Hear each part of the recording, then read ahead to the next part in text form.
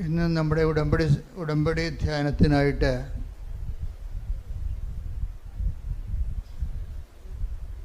നമ്മൾ സാക്ഷ്യ വിചാരണയ്ക്കായി എടുക്കുന്നത് ഇന്നലെ പറഞ്ഞ ഒരു സാക്ഷ്യമാണ്. ഒരു വൈദികനാണ് ആ സാക്ഷ്യം പറഞ്ഞത്. 2025 ഒരു പ്രത്യേകത ഞാൻ നോക്കിയിട്ട് വൈദികരുടെ സാക്ഷ്യങ്ങൾ കൂടുന്നുണ്ട്.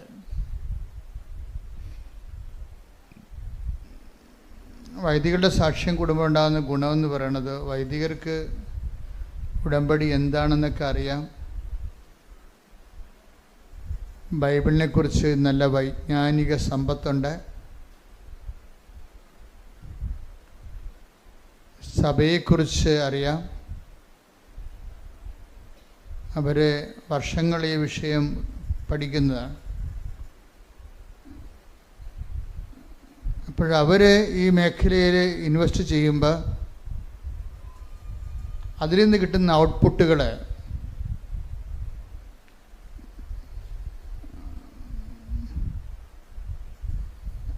എല്ലാവർക്കും ഒരുപോലെ പ്രയോജനമുള്ളതായിരിക്കും. ഇപ്പം ഇന്നലെ സാക്ഷ്യം പറഞ്ഞതൊരു ഫാദർ മാത്യു ഏലന്താനമാണ്.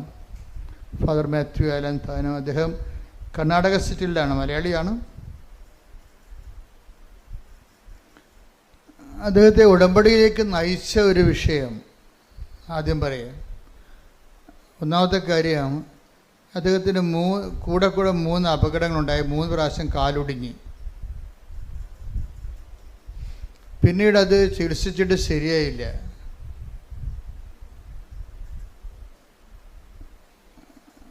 അപ്പോൾ ഗുരുതരമായ രീതിയിൽ കാല് അമ്പ്യൂട്ട് ചെയ്യണമെന്ന് ഡോക്ടർ പറഞ്ഞു, മുറിച്ച് കളയണമെന്ന്. അപ്പം അങ്ങനെ ഒരു നിസ്സാരമായ കാര്യമല്ലത്. വളരെ നമ്മുടെ കാലൊന്നും മുറിച്ച് കളയേണ്ട ഒരു അവസ്ഥ വന്നാൽ തീർന്നില്ല നമ്മുടെ സഞ്ചാരം. അതോടുകൂടി നമ്മുടെ സഞ്ചാരം തീർന്നു. കാലുള്ളപ്പോൾ കൃപാസനത്തിൽ വരാൻ ഭയങ്കര അകലമാണല്ല എന്നൊക്കെ പറയും. ഇനിയിപ്പോൾ പകലമാണെന്ന് പറയണ്ടേ, കാലം മുറിച്ച് വീട്ടിരുന്നാൽ മതിയല്ലോ. അല്ലേ, കാലുള്ളവർക്കല്ലേ ഒത്തിരി പ്രശ്നങ്ങളൊക്കെ പറയണത്. അയ്യോ ഭയങ്കര ഒരു ദിവസം മുഴുവൻ പോകില്ല, അവിടെ കൃപാസനത്തിൽ ഇരിക്കുമ്പോൾ ഭയങ്കര വിയർപ്പാണല്ലോ, എന്തെല്ലാം പരിപാടിയാണ് പറയണത്. ഈ ദിവസങ്ങളിൽ അമേരിക്കയിൽ നമ്മുടെ സഹപ്രവർത്തകയാണ്, അവിടെ ധ്യാനം നടത്തുന്നതിൽ ത്രേസ്യാമ്മ ചേച്ചി എന്നെ വിളിച്ച് വെറുതെ പറഞ്ഞ്, അച്ഛാ കൃപാസനത്തിൻ്റെ വീഡിയോ കാണുമ്പോൾ ഭയങ്കര സങ്കടം തോന്നണ്. കാര്യം ആൾക്കാരൊക്കെ ഇങ്ങനെ പുഴുക്കിലും വേർപ്പിലും ഇരിക്കുകയാണല്ലോ എന്ന്. അപ്പോൾ ഇത് ഞങ്ങൾക്ക് എന്തെങ്കിലും ചെയ്യാൻ പറ്റുമോ വെച്ചാൽ ഞങ്ങൾ ചെയ്യാൻ തയ്യാറാണെന്ന്. ഞാനൊന്നും അവരോട് സഹായമൊന്നും ചോദിച്ചില്ല.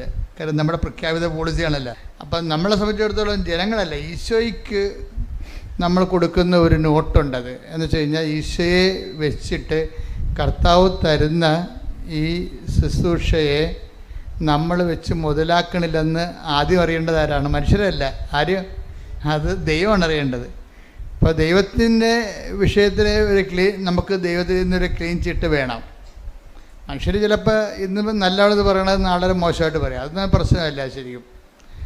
അപ്പോൾ ഞാൻ ആ വിഷയത്തിൽ പറഞ്ഞു, ചേച്ചി കുറച്ച് പ്രശ്നങ്ങളുണ്ട്, പക്ഷേ എൻ്റെ മനസ്സിൽ ആ സമയത്ത് വന്നതേ ഇതിപ്പോഴല്ല, നേരത്തെ ഇങ്ങനെ തന്നെയായിരുന്നു. വലിയ വലിയ അത്ഭുതങ്ങളെല്ലാം അടയാളം നടന്നിരിക്കുന്നത് മനുഷ്യരിങ്ങനെ വേർപ്പിൽ കുളിച്ച് നിൽക്കുമ്പോഴായിരുന്നു.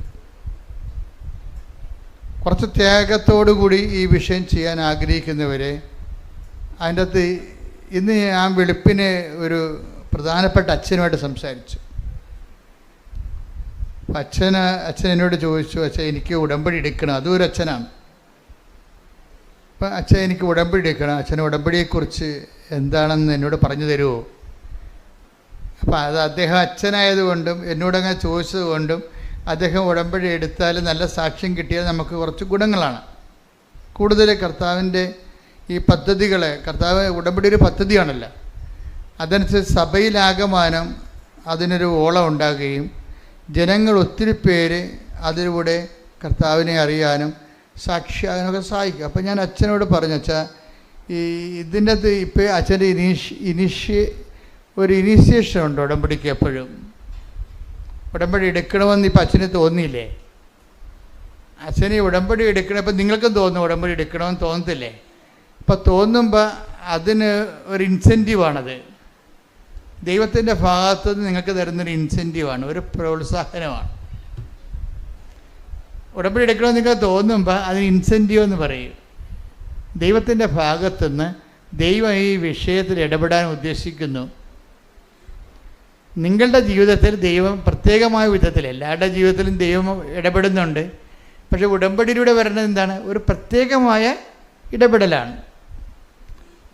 കർത്താവ് പറഞ്ഞ പോലെ വിശിഷ്യ നിങ്ങൾ എന്താണ് ചെയ്യുന്നതെന്ന് ചോദിച്ചില്ലേ? അതുപോലെ വിശേഷ വിധിയായ ഒരു ദൈവവിളിയിലേക്കാണ് ഉടമ്പടി നമ്മളെ കൊണ്ടെത്തിക്കുന്നത്. അതുകൊണ്ട് ഞാൻ അച്ഛനോട് വളരെ സാവകാശത്തിൽ ഫോണിൽ സ്റ്റെപ്പുകൾ പറഞ്ഞിട്ട് ആദ്യം പറഞ്ഞത് അച്ഛന് ഇതൊരു ഇൻസെൻറ്റീവാണ്. ഇനിഷ്യേഷൻ ആൻഡ് ഇൻസെൻറ്റീവ്നെസ് അത് ദൈവം ആദ്യം നമുക്ക് തരും. പക്ഷേ ഇതിൻ്റെ സെക്കൻഡ് പാർട്ട് ഇൻവെസ്റ്റ്മെൻറ്റാണ്. എന്താ കാര്യം? നമുക്കൊരു ഇൻസെൻറ്റീവ് പ്രോത്സാഹനം കിട്ടിക്കഴിഞ്ഞാൽ നമുക്കത് ഉടമ്പടി എടുക്കാൻ തീരുമാനിച്ചാൽ പിന്നീട് നമ്മൾ പറയും നിങ്ങളുടെ ഇപ്പം ദൈവത്തിൻ്റെ പങ്ക് വെച്ചു. ഇനി കാര്യം ഇത് ബയലാട്രൽ എഗ്രിമെൻ്റ് അല്ലേ, ദൈവവുമായിട്ടൊരു ഉഭയകക്ഷി ബന്ധമല്ലേ. അപ്പോൾ ദൈവം നമുക്ക് ആദ്യം തരുന്നത് എന്താണ്? ആരെങ്കിലും വഴി പറയും. ഇപ്പം ഈ ആദ്യം പറഞ്ഞ തോമസ് ഏലന്താൻ അച്ഛൻ്റെ സാക്ഷി എന്ന് പറയുന്നത് അച്ഛനോട്, അച്ഛൻ്റെ മെൻറ്റർ അച്ഛൻ്റെ അനുജനാണ് പറഞ്ഞത്, അച്ഛനെ ഒന്ന് കൃപാസനം വരെ എൻ്റെ കൂടെ വരുമോ എന്ന് ചോദിച്ചത്. ആരാണ് ചോദിച്ചത്? അച്ഛൻ്റെ സ്വന്തം അനുജനാണ്, കുടുംബജീവിതക്കാരനാണ്. അപ്പോൾ എന്താ വരാം, കാര്യം കാല് മുറിച്ച് കളയുമെന്ന് പറഞ്ഞിരിക്കുകയല്ലേ. തന്നെയല്ല വേറെയും പ്രശ്നമുണ്ട് അച്ഛന്. ഏലന്താനോ അച്ഛൻ ആദ്യം പറഞ്ഞ അച്ഛൻ്റെ പ്രശ്നം എന്താ? അച്ഛൻ്റെ കാല് മുറിച്ച് കളയണതല്ലേ, അച്ഛൻ്റെ ഹീമോഗ്ലോബിൻ കുറഞ്ഞുകൊണ്ടിരിക്കുകയാണ്. ഓരോ ദിവസവും 2 പോയിൻ്റ് വെച്ച് കുറയും. പിന്നെ വെളുത്ത് വെള്ളക്കടലത്ത് പോലെ ഇരിക്കും, കുറച്ച് ഹീമോഗ്ലോബിൻ കുറഞ്ഞ അറിയാമല്ലോ. പിന്നെയൊക്കെ തളർച്ചയായിരിക്കും, കിടപ്പായിരിക്കും. അപ്പോൾ അത് എന്താണെന്ന് കണ്ടുപിടിക്കാൻ പറ്റണില്ല. അതാണ് പ്രശ്നം. ഹീമോഗ്ലോബിൻ കുറയുന്നത് എന്താണെന്ന് കണ്ടുപിടിക്കാൻ പറ്റില്ല. അപ്പോൾ അച്ഛനെ ഒരു ആശുപത്രിയിലേക്ക് കൊണ്ടുപോയി 6 ദിവസം നിരീക്ഷണത്തിലിടും. എന്തുകൊണ്ടാണ് ഹീമോഗ്ലോബിൻ ഇപ്പോൾ 6.7 മറ്റാണ് അച്ഛൻ്റെ കറക്റ്റ്, അതിൻ്റെ 12 മറ്റാണ്. ചിലക്ക് 14 വരെ കോമൺ ആയിട്ട് വരും. ഇപ്പോൾ ഇതിപ്പോൾ 6 ഉള്ളൂ. തളർന്ന് അച്ഛന് വല്ലാത്ത അവശത നിലയിലാണ്. പക്ഷേ ഡോക്ടർമാർക്ക് ഇത് എന്തുകൊണ്ടാണ് ഹീമോഗ്ലോബിൻ ഇങ്ങനെ ഓരോ ഡേ ബൈ ഡേ കുറയണത്? കാര്യം രക്താർബുദങ്ങളൊക്കെ വരുമ്പോഴാണല്ലോ ഇതിങ്ങനെ കുറയണത്. അപ്പോൾ ബോൺമാരോ ഒക്കെ ചെയ്യണമെന്ന് അച്ഛനോട് പറഞ്ഞു. പക്ഷേ രക്താർബുദമായിട്ട് അവർക്ക് ടെസ്റ്റ് ചെയ്തിട്ട് തോന്നിയിട്ടുമില്ല. അപ്പോൾ അതുകൊണ്ട് അവരുടെ കയ്യിൽ നിന്ന് ഇങ്ങനെ ഒളിച്ച് കളിക്കുകയാണ്. എന്തുകൊണ്ടാണ് ഹീമോഗ്ലോബിൻ ഇങ്ങനെ ഡേ ബൈ ഡേ ദിവസം പ്രതി കുറയണത്? അതിൻ്റെ കാരണങ്ങൾ കണ്ടുപിടിക്കാൻ 6 ദിവസത്തെ നിരീക്ഷണം കഴിഞ്ഞിട്ടും പറ്റണില്ല. അപ്പോൾ കാലം മുറിച്ച് കളയും, ഹീമോഗ്ലോബിൻ കുറഞ്ഞു കഴിഞ്ഞാൽ പിന്നെ ഈ ചുമ്മാ ഇങ്ങനെ ഈ ചാക്കിൻ്റെ അകത്ത് നെല്ല് വെച്ചിരിക്കണ പോലെ ഇരിക്കും. ഇപ്പം നമ്മൾ ഈ കാറ്റ് പോയി ബലൂൺ പോലെ കിടക്കും ആൾക്കാർ, ഒന്നും ചെയ്യാൻ പറ്റത്തില്ല. അപ്പോൾ ആ സമയത്താണ് അച്ഛനോട് ചോദിക്കണം, അച്ഛന് ഒന്ന് കൃപാസനം വരെ വരുമോ, ഒരു ഉടമ്പടി എടുക്കുമോ എന്ന് ചോദിക്കണത്. ഈ അച്ഛനെ സംബന്ധിച്ചിടത്തോളം 0- നമ്മുടെ ടെക്നിക്കൽ ഭാഷ പറഞ്ഞ 0- ഇപ്പം ഇനിയിപ്പോൾ ഒരു ഓപ്ഷൻ നോക്കുമ്പോഴേ ഇപ്പം കൃപാസനത്തെക്കുറിച്ചൊക്കെ ഇപ്പം മീഡിയയിലൊക്കെ ആൾക്കാരെ വിവരമില്ലാത്ത അതിൻ്റെ അത് അച്ഛന്മാരുമുണ്ട്, തോന്നിവാസമൊക്കെ വിളിച്ച് പറയുന്നുണ്ട്. അപ്പോൾ എന്താ പ്രശ്നം വെച്ച് കഴിഞ്ഞാൽ ഇവർക്ക് ഇങ്ങനെ പറയണൊക്കെ എനിക്ക് ഭയങ്കര ഇഷ്ടമാണ്. എന്താ കാര്യം വെച്ച് കഴിഞ്ഞാൽ പബ്ലിക് മീഡിയയിൽ ഇങ്ങനെ കൃപാസനത്തെക്കുറിച്ചൊക്കെ പണ്ട് തോന്നിവാസം പറഞ്ഞാണ് കൃപാസനം ഇത്രയും വളർന്നിപ്പോൾ ഇരിക്കാൻ പറ്റാത്ത. കർത്താവാണെങ്കിൽ എല്ലാ ദിവസവും ഡസൻ കണക്കിന് അടയാളം കാണിച്ചുകൊണ്ടിരിക്കുകയാണ്. കാര്യം എന്തെങ്കിലും തോന്നിവാസൻ കൃപാസനത്തെക്കുറിച്ച് ആരെങ്കിലും പറഞ്ഞു കഴിഞ്ഞാൽ കേൾക്കുന്നതിനുടനെ പോയി കൃപാസനം എന്താണെന്ന് നോക്കും, പിന്നെ അവിടെ പെട്ടുപോകും. അതെന്താ കാര്യം വെച്ച് കഴിഞ്ഞാൽ നിങ്ങൾ കാണുന്നത് ജനങ്ങളുടെ അനുഭവങ്ങളല്ലേ പറയണം. 10,000 മറ്റോ ഉണ്ട് സാക്ഷ്യം, 10,000 മറ്റോ സാക്ഷ്യങ്ങളുണ്ട്. കാര്യം ജനങ്ങളുടെ വ്യത്യസ്തങ്ങളായ ജീവിത അനുഭവങ്ങളാണ് പറയണത്. അപ്പോൾ ദൈവത്തെ ആശയപരമായിട്ട് അംഗീകരിച്ചിട്ട് അതിൻ്റെ പേരിൽ ഒരു ദൈവവിശ്വാസിയായ ആൾക്കാരുണ്ട്. പക്ഷേ ഉള്ള പ്രോബ്ലം എന്ന് വെച്ച് കഴിഞ്ഞാൽ അതിൻ്റെ അകത്ത് അവർക്ക് പേഴ്സണൽ ഇൻവെസ്റ്റ്മെൻറ്റ് കുറവാണ്. ആശയപരമായിട്ട് ദൈവം ഉണ്ട്, പൗരോഹിത്യം സ്ഥാപിച്ചതാണ്, എനിക്കും പൗരോഹിത്യം തന്നെ കിട്ടിയിരിക്കണം എന്നൊക്കെ പറഞ്ഞ് ആശയപരമായിട്ടുള്ള അറിവുകളുണ്ടെങ്കിൽ വേസ്റ്റ് ജന്മങ്ങളാണ്, വലിയ പ്രചോദനമൊന്നുമില്ല. എന്താ കാരണം എന്ന് വെച്ച് കഴിഞ്ഞാൽ, അതുകൊണ്ട് ഞാൻ ഈ അച്ഛനോട് വെളുപ്പിനെ സംസാരിച്ച അച്ഛനോട് പറഞ്ഞ അച്ഛാ, ഇൻസെൻറ്റീവൊക്കെ ദൈവം തരും, പക്ഷേ ഇതിൻ്റെ അകത്ത് ഇൻവെസ്റ്റ്മെൻ്റ് ഉണ്ട് അച്ഛൻ്റെ ഭാഗത്ത് നിന്ന്. ഇപ്പോൾ ദൈവം അച്ഛന് തന്നിരിക്കണത് എന്താണ്? ഇൻസെൻറ്റീവ് തന്നിട്ടുണ്ട്, ഒരു ഇൻസ്പിറേഷൻ തന്നിട്ടുണ്ട്, അച്ഛന് ഒരു പ്രചോദനം തന്നിട്ടുണ്ട്. ഇനി അച്ഛൻ്റെ പങ്ക് വെക്കേണ്ടി വരും. എന്താ കാരണം? അതായത് നമ്മൾക്ക് ഈ ഉടമ്പടിയിലേക്കല്ല പോണത്. ഇനി ഉടമ്പടിയിലേക്ക് പോകുന്നതിന് മുമ്പ് എന്തിൻ്റെ എക്സ്പെൻഡിച്ചറുണ്ട്, ചിലവുണ്ട്. ചിലവെന്ന് പറയണത് നമ്മളുടെ ഭാഗത്തു നിന്ന് ചില സമയത്ത് നിങ്ങൾക്ക് ഇപ്പോൾ ഈ അമ്പ്യൂട്ട് ചെയ്ത അച്ഛനില്ലേ, കാല് അമ്പ്യൂട്ട് ചെയ്തില്ല, ചെയ്യാൻ വേണ്ടി കാല് മുറിച്ച് കളയണമെന്ന് പറഞ്ഞ അച്ഛനില്ലേ, അച്ഛനെ സംബന്ധിച്ചിടത്തോളം അച്ഛൻ ആരുടെങ്കിലും സഹായത്തോടെ ഇവിടെ വരണം, അല്ലേ? അതാണ് ചിലവ്. അതിൻ്റെ ആരുടെങ്കിലും സഹായത്തോടെ വരണം. ഇവിടെ ഈ ഇല്ലാത്ത കാലും വെച്ച് അച്ഛനാണെന്ന് പറഞ്ഞാൽ ശരി, മുകളിലത്തെ നിലയിൽ കയറണം.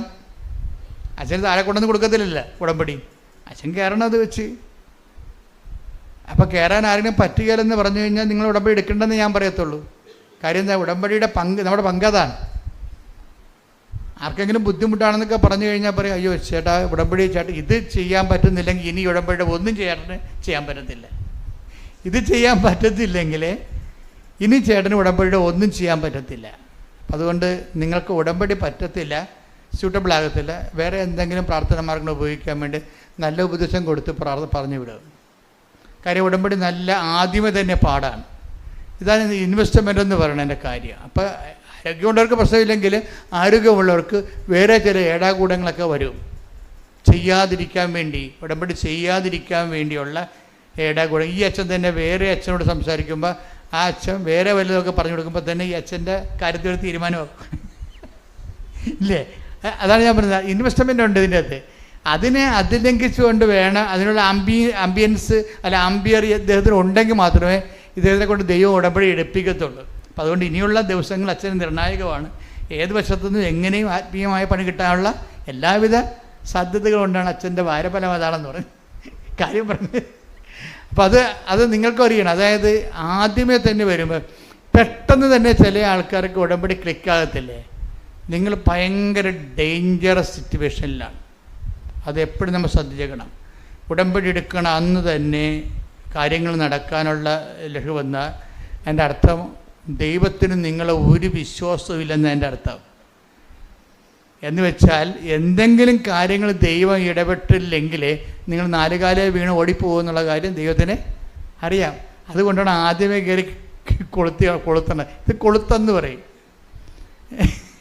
ആദ്യമേ അനുഭവം കിട്ടുന്നത് ഞാൻ എന്നോട് പറയാം, അച്ഛാ ഉടമ്പടി എടുത്ത അന്ന് തന്നെ അവർ വിസ തന്നു. ഞാൻ പറഞ്ഞു ഇത് കൊളുത്താണ്, നീ മെരുങ്ങാത്ത ആനയത് കൊണ്ടേ ഒരു തൊട്ടിക്കും പിടിച്ചാൽ കിട്ടാത്ത സാധനമാണ്. അതുകൊണ്ട് അപ്പം തന്നെ നീ സ്കൂട്ടാകും, ദൈവത്തിൻ്റെ തിരുസന്നിധിയിൽ നിന്ന് പോകും. ഇപ്പോഴും നമ്മൾ ഓർക്കേണ്ടതെന്ന് വെച്ച് കഴിഞ്ഞാൽ നല്ല ദൈവജ്ഞാനം ഉള്ളവരാണെങ്കിൽ ദൈവം ഇല്ലാത്തതും ഉള്ളതും ഒരുപോലെയാകും. ഇപ്പോൾ ഉടമ്പടിയിൽ ഏറ്റവും വലിയ സംഭവം എന്താ? പ്രസൻസ് അല്ലേ? പ്രസൻസ് ആണല്ലോ ദൈവത്തിൻ്റെ ഒരു ദാനം. എന്താണ് ഉടമ്പടി എടുക്കുമ്പോൾ? ദൈവത്തിൻ്റെ പ്രസൻസ് വരും. ഇപ്പം മാർപ്പാപ്പയുടെ മുറിയിൽ മഴവില്ല് കണ്ടെന്ന് പറയും. എത്രയോ കാലമായി നമ്മൾ ഓരോ മനുഷ്യരും ഇവിടെ മഴവില്ല് കാണുന്നത്.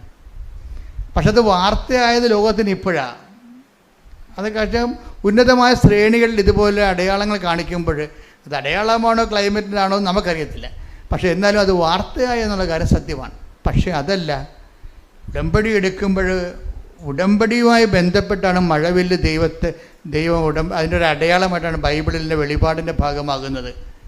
അതിന് ഉടമ്പടി ചെയ്ത വ്യക്തികൾ, ഇപ്പം മകളെ തോറ്റ് തൊപ്പിയിട്ട് അവൾ ഹോസ്റ്റലിൽ നിന്ന് ഇറങ്ങാൻ പോവുകയാണ്. ഇപ്പം അമ്മ കാശ് കൊടുക്കാൻ അവൾക്കില്ല, അവൾക്കിനി പഠിക്കാനും മുന്നോട്ട് പോകാനുള്ള മാർഗ്ഗമില്ല. അവളെ കോളേജിൽ നിന്ന് ടെർമിനേറ്റ് ചെയ്യാൻ പോകുമ്പോഴാണല്ലോ അമ്മ ഉടമ്പടി എടുക്കുമ്പോഴാണ്. ആ ഉടമ്പടി എടുത്തെന്ന് വിളിച്ച് പറയുമ്പോൾ അവളുടെ മുമ്പിൽ മഴവില്ല് വന്ന് നിൽക്കും. അപ്പോഴമ്മ പറഞ്ഞു, അമ്മ അതേ മഴവില്ലേ, ഇനി അമ്മ പരിശുദ്ധ അമ്മ നോക്കിക്കൊള്ളും. അതാണ് എൻ്റെ വിഷയം. സാന്നിധ്യമാണ്. സാന്നിധ്യം ദൈവസാന്നിധ്യത്തിൻ്റെ ഒരറിവാണ്. അപ്പോൾ ദൈവസാന്നിധ്യം നൽകുമ്പോൾ ഇതുപോലെ തന്നെ നിങ്ങൾ കുറച്ചങ്ങോട്ട് ചെല്ലുമ്പോൾ ദൈവത്തിൻ്റെ അസാന്നിധ്യം ഉണ്ടാവും.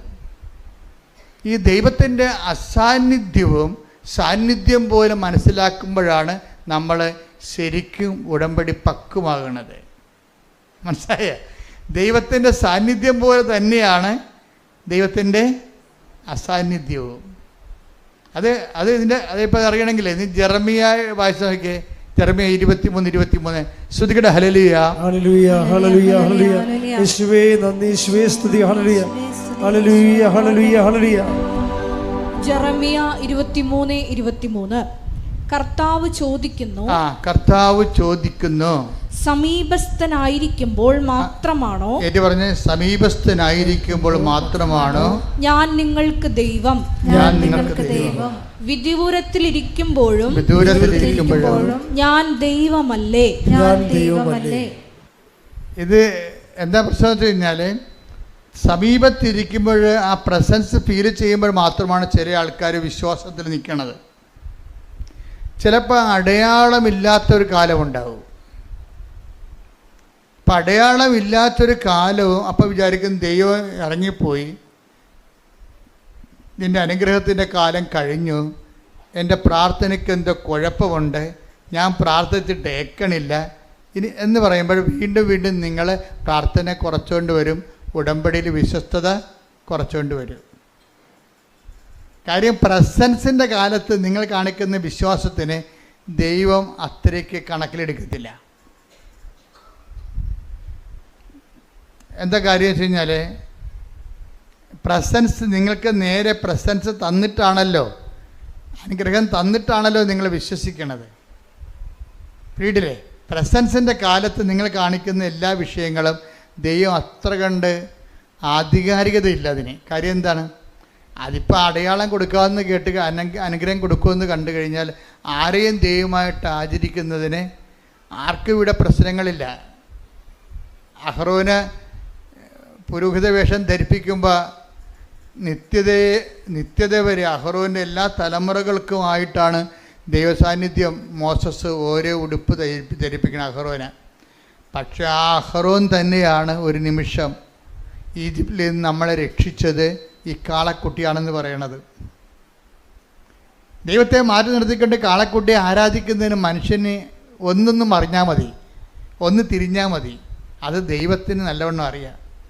അതിൻ്റെ അടയാളം കാണിക്കുന്ന കാലത്ത് വലിയ ആർഭാടത്തോടെ സാക്ഷ്യം പറയുകയും അടയാളമില്ലാത്ത കാലത്ത് ദൈവം ഇല്ല എന്ന രീതി ജീവിക്കുകയും ചെയ്യുന്ന അവസ്ഥ ഉണ്ട്. അതുകൊണ്ടാണ് ദൈവം ചോദിക്കണത് ജെറമിയ 23:23 ഞാൻ ഒന്നുകൂടി വായിച്ചത്, സമീപസ്ഥനായിരിക്കുമ്പോൾ മാത്രമാണോ, ഏറ്റു പറഞ്ഞ് സമീപസ്ഥനായിരിക്കുമ്പോൾ മാത്രമാണോ ഞാൻ നിങ്ങൾക്ക് ദൈവം, വിദൂരത്തിലിരിക്കുമ്പോഴും ഞാൻ ദൈവമല്ലേ. അപ്പൊ നിങ്ങളുടെ വിഷയം നടന്നില്ല എന്ന് വെച്ചുകൊണ്ട് ദൈവത്തിന് വല്ല മാറ്റമുണ്ടോ? അതാണ് പ്രശ്നം. വിഷയം നടന്നില്ല, താമസിക്കുന്നു എന്ന് പറയുമ്പോഴേ ദൈവത്തിന് മാറ്റമുണ്ട് എന്ന് പറഞ്ഞുകൊണ്ടാണ് നിങ്ങൾ മാറിയിട്ട് പഴയ മനുഷ്യരായിട്ട് മാറുന്നത്. നമ്മളെ പഴയ മനുഷ്യരാക്കുന്ന ഒത്തിരി സാഹചര്യങ്ങളുണ്ട് സമൂഹത്തിൽ. ബൈബിളിലെ പുതിയ മനുഷ്യനും പഴയ മനുഷ്യനും ഒന്നുണ്ട്. Take the word of God. ശ്രുതികട ഹല്ലേലൂയ ഹല്ലേലൂയ ഹല്ലേലൂയ ഹല്ലേലൂയ ഹല്ലേലൂയ യേശുവേ നന്ദി, യേശുവേ സ്തുതി. ഹല്ലേലൂയ ഹല്ലേലൂയ ഹല്ലേലൂയ. കൊളോസ്യസ് 3:10 എടുത്തേ. കൊളോസ്യസ് 3:10 ശ്രുതികട ഹല്ലേലൂയ. യേശുവേ നന്ദി, യേശുവേ ആരാധന ആരാധന ആരാധന ആരാധന. കൊളോസ്യസ് 3:10 സമ്പൂർണ്ണ ജ്ഞാനം കൊണ്ട്, പറഞ്ഞേ, സമ്പൂർണ്ണ ജ്ഞാനം കൊണ്ട് സൃഷ്ടാവിന്റെ പ്രതിച്ഛായക്കനുസൃതമായി നവീകരിക്കപ്പെടുന്ന പുതിയ മനുഷ്യനെ ധരിക്കുവിൻ. ഇപ്പൊ പഴയ മനുഷ്യനെ അതിന്റെ ചെയ്തികളോടുകൂടെ 9 ശ്രുതികടലിൽ പഴയ മനുഷ്യനെ അവന്റെ ചെയ്തികളോടുകൂടി നിഷ്കാസനം ചെയ്യുവിൻ. അതായത് രണ്ട് മനുഷ്യർ ഉടമ്പടിക്ക് ശേഷം, ഉടമ്പടിക്ക് മുമ്പും ഉടമ്പടിക്ക് ശേഷവും ദൈവം ആഗ്രഹിക്കുന്ന ഒരു പ്രക്രിയയുണ്ട്. അത് എവിടം വരെ എത്തിയെന്ന് അതിൻ്റെ റേറ്റിംഗ് നോക്കണം. പറഞ്ഞാൽ ശരി, ഭയങ്കര സീരിയസാണ്. ദൈവം ഇങ്ങനെ അകന്നു പോകണമെന്നല്ല പ്രശ്നം. നിങ്ങൾക്ക് ദൈവത്തെ മനസ്സിലാക്കാൻ പറ്റാതെ വരുമ്പോൾ അകന്നതുപോലെ അനുഭവിക്കുകയാണ്. കാര്യം ദൈവം ഇങ്ങനെ അകന്നു പോകുന്നു അല്ല അടുത്ത് വരുന്നു എന്നുള്ളതല്ല പ്രശ്നം ഇവിടുത്തെ. എന്താണ്, നമ്മൾക്ക് ദൈവത്തെ മനസ്സിലാക്കാൻ പറ്റാത്ത അവസ്ഥ വന്നാൽ ദൈവം അകന്നതുപോലെയാണ് നമുക്ക് അത് ആപേക്ഷികം. അപ്പം നമ്മുടെ ആധ്യാത്മിക അവസ്ഥ അനുസരിച്ചുകൊണ്ടാണ് ദൈവം അടുത്തോ അകന്നോ എന്നറിയണത്. നമുക്ക് ദൈവത്തെ അനുഭവിക്കാൻ പറ്റാത്തൊരു സിറ്റുവേഷൻസ് ഉണ്ടാകണത് എങ്ങനെയാണ്? ഈ പഴയ മനുഷ്യനിലേക്ക് നമ്മൾ തിരിച്ചു പോകും. പഴയ മനുഷ്യൻ, അതാണ് ഉടമ്പടിക്ക് ശേഷവും ഉടമ്പടിക്ക് മുമ്പും എന്ന് പറയണത്. ഉടമ്പടിക്ക് മുമ്പ് എങ്ങനെയായിരുന്നോ അതുപോലെ തന്നെയാണ് ഉടമ്പടിക്ക് ശേഷവും. കുറച്ച് അടയാളം കാണാതെ വരുമ്പോൾ നിങ്ങൾ ഉടമ്പടി മറന്നിട്ട് ദൈവത്തെയും മറന്നിട്ട് പഴയതാണ് നല്ലതെന്ന് പറയും. പഴയതാണ് നല്ലത് എന്ന് പറയണത് ഇപ്പോഴൊന്നുമല്ല, പണ്ട് മുതലേ ഉള്ളതാണ്. പഴയതാണ്, പുതിയ വീഞ്ഞ് കുടിച്ചതിന് ശേഷം പഴയതാണ് നല്ലതെന്ന് അവർ പറയുന്നുവെന്നാണ്. അതായത് അവർ ശീലിച്ച ഹാബിറ്റായി പോയ സംഭവമുണ്ട്. അഭിരുചികളും ഹാബിറ്റുമായിട്ട് ബന്ധമുണ്ട്. ഹാബിറ്റ് എന്ന് പറഞ്ഞാൽ എന്താണ്? ശീലം. ഒരു നന്മ തിന്മകൾ എല്ലാം അനുഭവ തലങ്ങളിൽ അതൊരു ശീലമോ നല്ല ശീലമോ ദുശീലമോ ആണ്. അപ്പം നമ്മൾ ശീലിച്ചത് പാലിച്ചുകൊണ്ടിരിക്കുമ്പോൾ അത് സുവിശേഷ ചൈതന്യത്തിന് വിരുദ്ധമാണെങ്കിൽ അതിന് പഴയ മനുഷ്യനെന്ന് നമ്മൾ പറയും. പഴയ മനുഷ്യനിലേക്ക് തിരിച്ചു പോകണം. ഇപ്പം ചില ആൾക്കാർ പറയല്ലേ, നോൻപ് എങ്ങനെയെങ്കിലും ഒന്ന് കഴിഞ്ഞാൽ മതിയായിരുന്നു. അതാണ് സാധനം. വീട്ടുകാർക്ക് ഭയങ്കര പിടുത്തമായിരിക്കും. മീനിന് പിടുത്തം, മുട്ടക്ക് വരെ ഇവിടുത്തെ ഇറച്ചിക്ക് പിടുത്തം. മനുഷ്യ ഇത് നോൻപാണെന്ന് അറിയാൻ പാടില്ലേ എന്ന് പറയുമ്പോൾ എന്നൊക്കെ പറഞ്ഞിട്ട് പിന്നെയും വിട്ട് വീഴുന്നു. അപ്പോൾ തലയിൽ ചൊറിഞ്ഞുകൊണ്ട് പറഞ്ഞത് എന്താണ്? ആ നോൻപൊന്ന് കഴിഞ്ഞാൽ മതിയായിരുന്നെന്ന് പറയും. ഇതാ പഴയ മനുഷ്യൻ. ഇതാണ് വിഷയം. ഇത് ഒരു വിഷയം ഭക്ഷണകാര്യത്തിൽ മാത്രമല്ല, ജീവിത ശൈലികളിലും ദൈവത്തെ മാറ്റി നിർത്തുമ്പോൾ ഒരു സുരക്ഷിതത്വം മനുഷ്യൻ അനുഭവിക്കുന്നുണ്ട്. അത് കേവലം മാനുഷികമായ ഒരു സുരക്ഷിതത്വമാണ്. ഉടമ്പടി ചെയ്തിരിക്കുന്നത് നിൻ്റെ ദൈവിക വ്യക്തിത്വവും ദൈവവും തമ്മിലാണ്. നിൻ്റെ ലോക വ്യക്തിത്വവും ദൈവവും തമ്മിലല്ല. ഒരു ലോക വ്യക്തിത്വം ഉള്ള വ്യക്തിക്ക് ഉടമ്പടി ചെയ്യാൻ പാടില്ല, പറ്റത്തില്ല. അതുകൊണ്ടാണ് സൃഷ്ടാവിൻ്റെ നിങ്ങൾ ലോകത്തെ അതിൻ്റെ ചെയ്തികളോടുകൂടെ, ലോകത്തെ എന്താ ചെയ്യേണ്ടത്?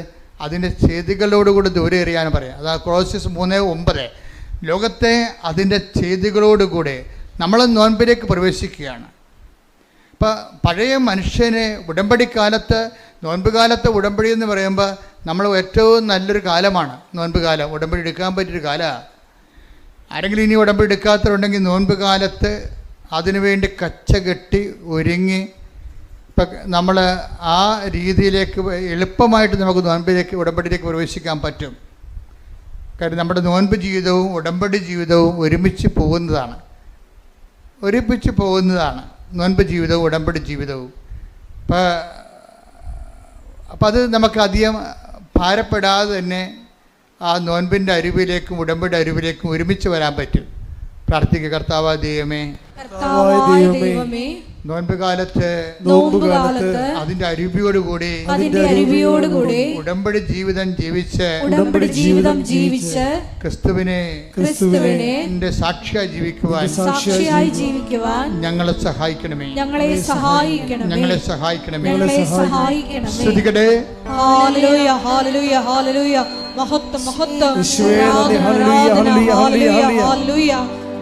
നോമ്പുകാല ചൈതന്യം ഉൾക്കൊണ്ട് ഞങ്ങളുടെ ഉടമ്പടി ജീവിതത്തെ പുനഃക്രമീകരിക്കുവാൻ ഈ ആരാധനയിലൂടെ ഞങ്ങളെ അഭിഷേകം ചെയ്യണമേ. ഹല്ലേലൂയ.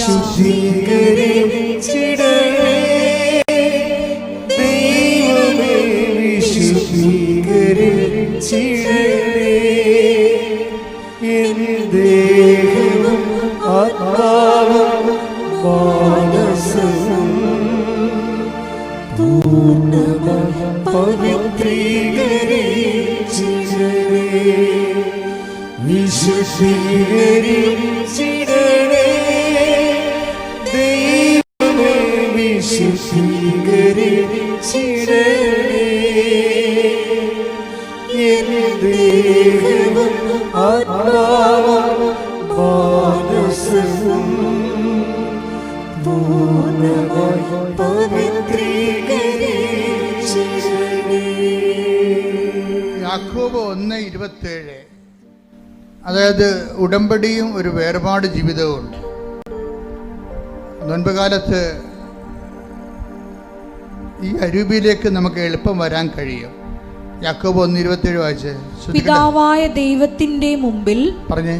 പിതാവായ ദൈവത്തിന്റെ മുൻപിൽ പരിശുദ്ധവും നിഷ്കളങ്കവുമായ ഭക്തി ഇതാണ്. അനാഥരുടെയും വിധവകളുടെയും ഞെരുക്കങ്ങളിൽ അവരുടെ സഹായത്തിനെത്തുക. ലോകത്തിന്റെ കളങ്കമേൽക്കാതെ തന്നെ തന്നെ കാത്തു സൂക്ഷിക്കുക. ഉടമ്പടി കാലത്ത് നമ്മൾ രണ്ട് കാര്യങ്ങളാണ്. എന്താണ്? ഭക്തിയുടെ ജീവിതമുണ്ട്. പക്ഷെ ഭക്തി എന്ന് പറഞ്ഞാൽ എന്താണ്? എപ്പോഴും കൈകൊപ്പിക്കൊണ്ട് ദൈവമേ കൈതൊഴാൻ കേൾക്കുമാറാകണമെന്ന് പാടുന്നതല്ല ഭക്തി. ഭക്തി എന്ന് പറഞ്ഞാൽ എന്താണ്? ഒന്ന് വായിച്ച്. സുവിശേഷ വിഹിതമായ ഭക്തിയുണ്ട്. എന്താണത്? പിതാവായ ദൈവത്തിന്റെ മുമ്പിൽ പരിശുദ്ധവും നിഷ്കളങ്കവുമായ ഭക്തി ഇതാണ്. അനാഥരുടെയും വിധവകളുടെയും ഞെരുക്കങ്ങളിൽ അവരുടെ സഹായത്തിനെത്തുക. ലോകത്തിന്റെ കളങ്കമേൽക്കാതെ തന്നെ തന്നെ കാത്തു സൂക്ഷിക്കുക. യാക്കോബിന്റെ ലേഖനമാണ് 1:27. അതായത് നിഷ്കളങ്കമായ ഭക്തി ഇതാണ്. ഭക്തിയെ രണ്ടായിട്ട് തിരിക്കുകയാണ്. എന്താണ് ശരിയാണത്? ഭക്തി രണ്ടായിട്ട് തിരിക്കുകയാണ്. നിഷ്കളങ്കമായ ഭക്തിയുമുണ്ട്, കളങ്കമുള്ള ഭക്തിയുമുണ്ട്. ഇപ്പം ചില പള്ളികളിലൊക്കെ ചെല്ലുമ്പോൾ എഴുന്നള്ളത്തം കഴിയുമ്പോൾ ആൾക്കാർ ഒരു നിക്കറൊക്കെ ഉടുത്ത് തോർത്തൊക്കെ ഉടുത്ത് അല്ലെങ്കിൽ പാൻസൊക്കെ ഇട്ട് കിടന്ന് ഉരുളണത് കാണാം. ഉരുണ്ട് മണ്ണും പിടിച്ച് എഴുന്നേറ്റ് വന്ന് പുണ്യാളൻ്റെ മാതാവിൻ്റെ മുമ്പിൽ നിൽക്കും. അപ്പം അവരോട് ഞാൻ ചോദിക്കും, എന്താണ് ഉരുളാൻ കാര്യം? അത് ഭയങ്കര വയറുവേദനയായിരുന്നു. ആ വയറുവേദന ഇല്ലെങ്കിൽ ഇവന് ഉരുളാൻ പറ്റത്തില്ലേ? അപ്പം അതിൻ്റെ അകത്ത് ഒരു നിഷ്കളങ്കമല്ല സംഭവം. ഭക്തിയുണ്ട്, പക്ഷേ ദൈവമല്ല അതിൻ്റെ അകത്ത് മെയിൻ ആൾ. ഇവൻ്റെ വയറും വേദനയൊക്കെയാണ്. അതാണ് കാര്യം മനസ്സിലായി. അവരുടെ ഒരു ഇൻറ്റൻഷൻ ഉണ്ട് അതിൻ്റെ അകത്ത്. ഇൻറ്റൻഷൻ മോശമാണെന്നല്ല, ഭക്തിയുടെ ക്വാളിറ്റി കളയുന്നുണ്ട്. ക്വാളിറ്റി ഇല്ലേ? 1-ാം തരം 2-ാം തരം എന്നൊക്കെ പറയത്തില്ലേ? ഇപ്പം ആലപ്പുഴയാണെങ്കിൽ ഇതേതിൻ്റെ പോലെ ആലപ്പുഴ തന്നെ എക്സ്പോർട്ട് ക്വാളിറ്റി ഉണ്ട് അല്ലേ? കയറ് തന്നെ തടുക്കെല്ലാം എക്സ്പോർട്ട് ചെയ്യുന്ന ക്വാളിറ്റി ഉണ്ട്. അതുപോലെ തന്നെ ഭക്തിയും എക്സ്പോർട്ട് ക്വാളിറ്റി ഉണ്ട്. എന്താണ് എക്സ്പോർട്ട് ക്വാളിറ്റി? ദൈവത്തിന് മുൻതൂക്കം കൊടുത്തുകൊണ്ട് ഭക്തിയാണ് ദൈവത്തെങ്കിലേക്ക് പോണത്. അല്ലാത്ത ഭക്തി നമ്മളിലേക്കും കൂടി അതിൻ്റെ അകത്ത് വരുന്നുണ്ട്. നമ്മുടെ IELTS ഇപ്പോൾ പരീക്ഷ നടക്കുന്ന പിള്ളേരുടെ നമ്മൾ അവസാനം പരീക്ഷയ്ക്ക് വേണ്ടി പ്രാർത്ഥിക്കും. SLC-ക്കാരുടെ പരീക്ഷ തുടങ്ങാൻ പോകുന്നു, ബോർഡ് എക്സാം നടന്നുകൊണ്ടിരിക്കുന്നു. കുഞ്ഞുങ്ങളാണെങ്കിൽ ഇവിടെ ഒരു ദിവസം 200 പിള്ളേരൊക്കെയാണ് വരുന്നത്. അവിടെ എല്ലാവരുടെയും ഹോൾ ടിക്കറ്റ് വെഞ്ചരിക്കും. അവിടെ അമ്മമാർ ഉടമ്പടി എടുത്താൽ മതി. പക്ഷേ നിങ്ങൾ അമ്മമാർ ഉടമ്പടി എടുത്തിട്ടുണ്ടെങ്കിൽ കുഞ്ഞുങ്ങളെ ഇങ്ങോട്ട് പറഞ്ഞു വിടണം. നിങ്ങളുടെ ഉടമ്പടിയിൽ ഞങ്ങൾക്ക് അവർക്ക് ഹോൾ ടിക്കറ്റ് വെഞ്ചരിച്ച് കൊടുക്കും. പരീക്ഷയ്ക്ക് വേണ്ടി പ്രത്യേക കാശുരൂപ അവർക്ക് കൊടുക്കും. നിങ്ങൾ ഉടമ്പടി കാശിനും കൊടുത്തുകൊണ്ട് പിള്ളേരെ പരീക്ഷയ്ക്ക് വിടരുത്. അതെങ്ങാനും പോയാൽ നിങ്ങളുടെ ഉടമ്പടി പോകും. അപ്പം അതുകൊണ്ടാണ് അച്ഛൻ പ്രത്യേക കാശുരൂപം കൊടുക്കുന്നത്. പരീക്ഷയ്ക്ക് വേണ്ടി മാത്രമുള്ള ഒരു പ്രത്യേക ആ പരീക്ഷയുടെ വെഞ്ചരിപ്പുള്ള കാശുരൂപം കൊടുക്കും. അപ്പം അത് പിന്നെ അത് അവർക്ക് 5 പ്രാർത്ഥനയാണ് പിള്ളേർക്ക്. പരീക്ഷ പിള്ളേർക്ക് 5 പ്രാർത്ഥനയുള്ളത്. ഹോൾ ടിക്കറ്റ് വെഞ്ചരിക്കുന്ന, പിന്നെ കാശുരൂപം കൊടുക്കുന്നു, തൈലം പൂശി പ്രാർത്ഥിക്കുന്നു. അങ്ങനെ 5 കാര്യങ്ങൾ ചെയ്യും. പിന്നെ പരീക്ഷയ്ക്ക് ഒരുങ്ങാനുള്ള ഉപദേശം കൊടുക്കും. പിന്നെ പരീക്ഷയുടെ തനത് അഭിഷേക പ്രാർത്ഥന ചൊല്ലും. അപ്പോൾ അതിന് മാതാപിതാക്കന്മാരുടെ ഉടമ്പടി മതി. ആ വീട്ടിൽ ആരുടെയെങ്കിലും ഒരാളുടെ ഉടമ്പടി മതി. ആ വീട്ടിലായിരിക്കണം. ആ വീട്ടിലുള്ള ആ ഓൺ ഹൗസിൽ താമസിക്കുന്ന ആരുടെയെങ്കിലും ഒരാളുടെ ഉടമ്പടി മതി. പക്ഷേ പിള്ളേരുടെ എവിടെ കിട്ടിക്കഴിയുമ്പോൾ ഞാൻ കുഞ്ഞുങ്ങളോട് ആ ഉടമ്പടി പ്രകാരം എങ്ങനെ ജീവിക്കേണ്ടതെന്ന് ഞാൻ അവർക്ക് പറയാം. അപ്പോൾ നിങ്ങൾക്ക് സപ്പോർട്ടീവാണത്. എന്താ സപ്പോർട്ടീവ് എന്ന് പറയണത്? നിങ്ങൾ എപ്പോൾ വായിട്ടടക്കേണ്ട കാര്യമില്ല. കുഞ്ഞുങ്ങളെ പരീക്ഷ കഴിയുമ്പോൾ നിങ്ങളുടെ ഉടമ്പടി ഏറ്റെടുത്ത് കുഞ്ഞുങ്ങൾ ചെയ്തോളൂ. പിന്നെ അവർ സ്വന്തമായിട്ട് ചെയ്തോളൂ. അപ്പോൾ കിട്ടിയിരിക്കുന്ന അവസരങ്ങൾ കളയരുത്. ഇപ്പോൾ ഈ ദിവസങ്ങളിൽ പറ്റുന്ന ദിവസങ്ങളിൽ വന്ന് പരീക്ഷ എവിടെയെങ്കിലുമൊക്കെ ഒരു ഇൻ്റർവ്യൂവിൽ പരീക്ഷയ്ക്ക് ഉണ്ടാകത്തില്ലേ? ലീവ് ഒരു ദിവസമൊക്കെ പരീക്ഷ ഇല്ലാത്ത ദിവസമില്ലേ? നിങ്ങളത് ദൈവ കുഞ്ഞുങ്ങളെ കൊണ്ടുവന്ന് പ്രാർത്ഥിപ്പിക്കുക. വ്യാഴാഴ്ച ഒന്നും വരരുത്. വ്യാഴാഴ്ച ഒന്നും ഇവിടെ അച്ഛനുണ്ടാകത്തില്ല. ഞായറും വരരുത്. ബാക്കിയുള്ള ദിവസങ്ങളിൽ മതി. ഈ അച്ഛനെ കണ്ടേ മതിയാവൂ എന്ന് ധ്യാനത്തിൽ തന്നെ ഉടമ്പടി ഞാൻ ഇവരച്ഛൻ ധ്യാനത്തിൽ തന്നെ നിൽക്കണത്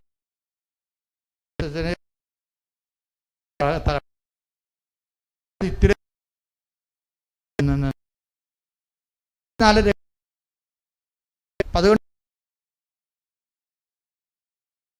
ഉണ്ടാകുകയല്ല. പക്ഷെ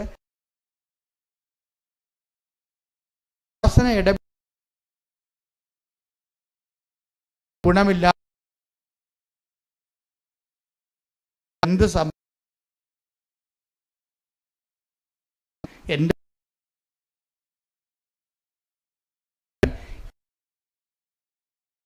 അതാണ് ഞാൻ അച്ഛനോട് ആദ്യമേ പറഞ്ഞത്. ദൈവത്തിൻ്റെ പോർഷൻ അത് നമ്മൾ ഉറപ്പ് വരുത്തണം. ദൈവത്തിൻ്റെ പോർഷൻ ദൈവത്തിന് കൊടുക്കാനുള്ളത്. അതുകൊണ്ടാണ് നിങ്ങളോട് ഞാൻ സാക്ഷ്യം പറയണം. സാക്ഷ്യം പറയാതെന്നില്ലെങ്കിൽ പിന്നെ നിങ്ങൾ ഇനി കൃപാസനത്തിൽ വരണ്ട എന്നൊക്കെ പറഞ്ഞത് എന്താണ്?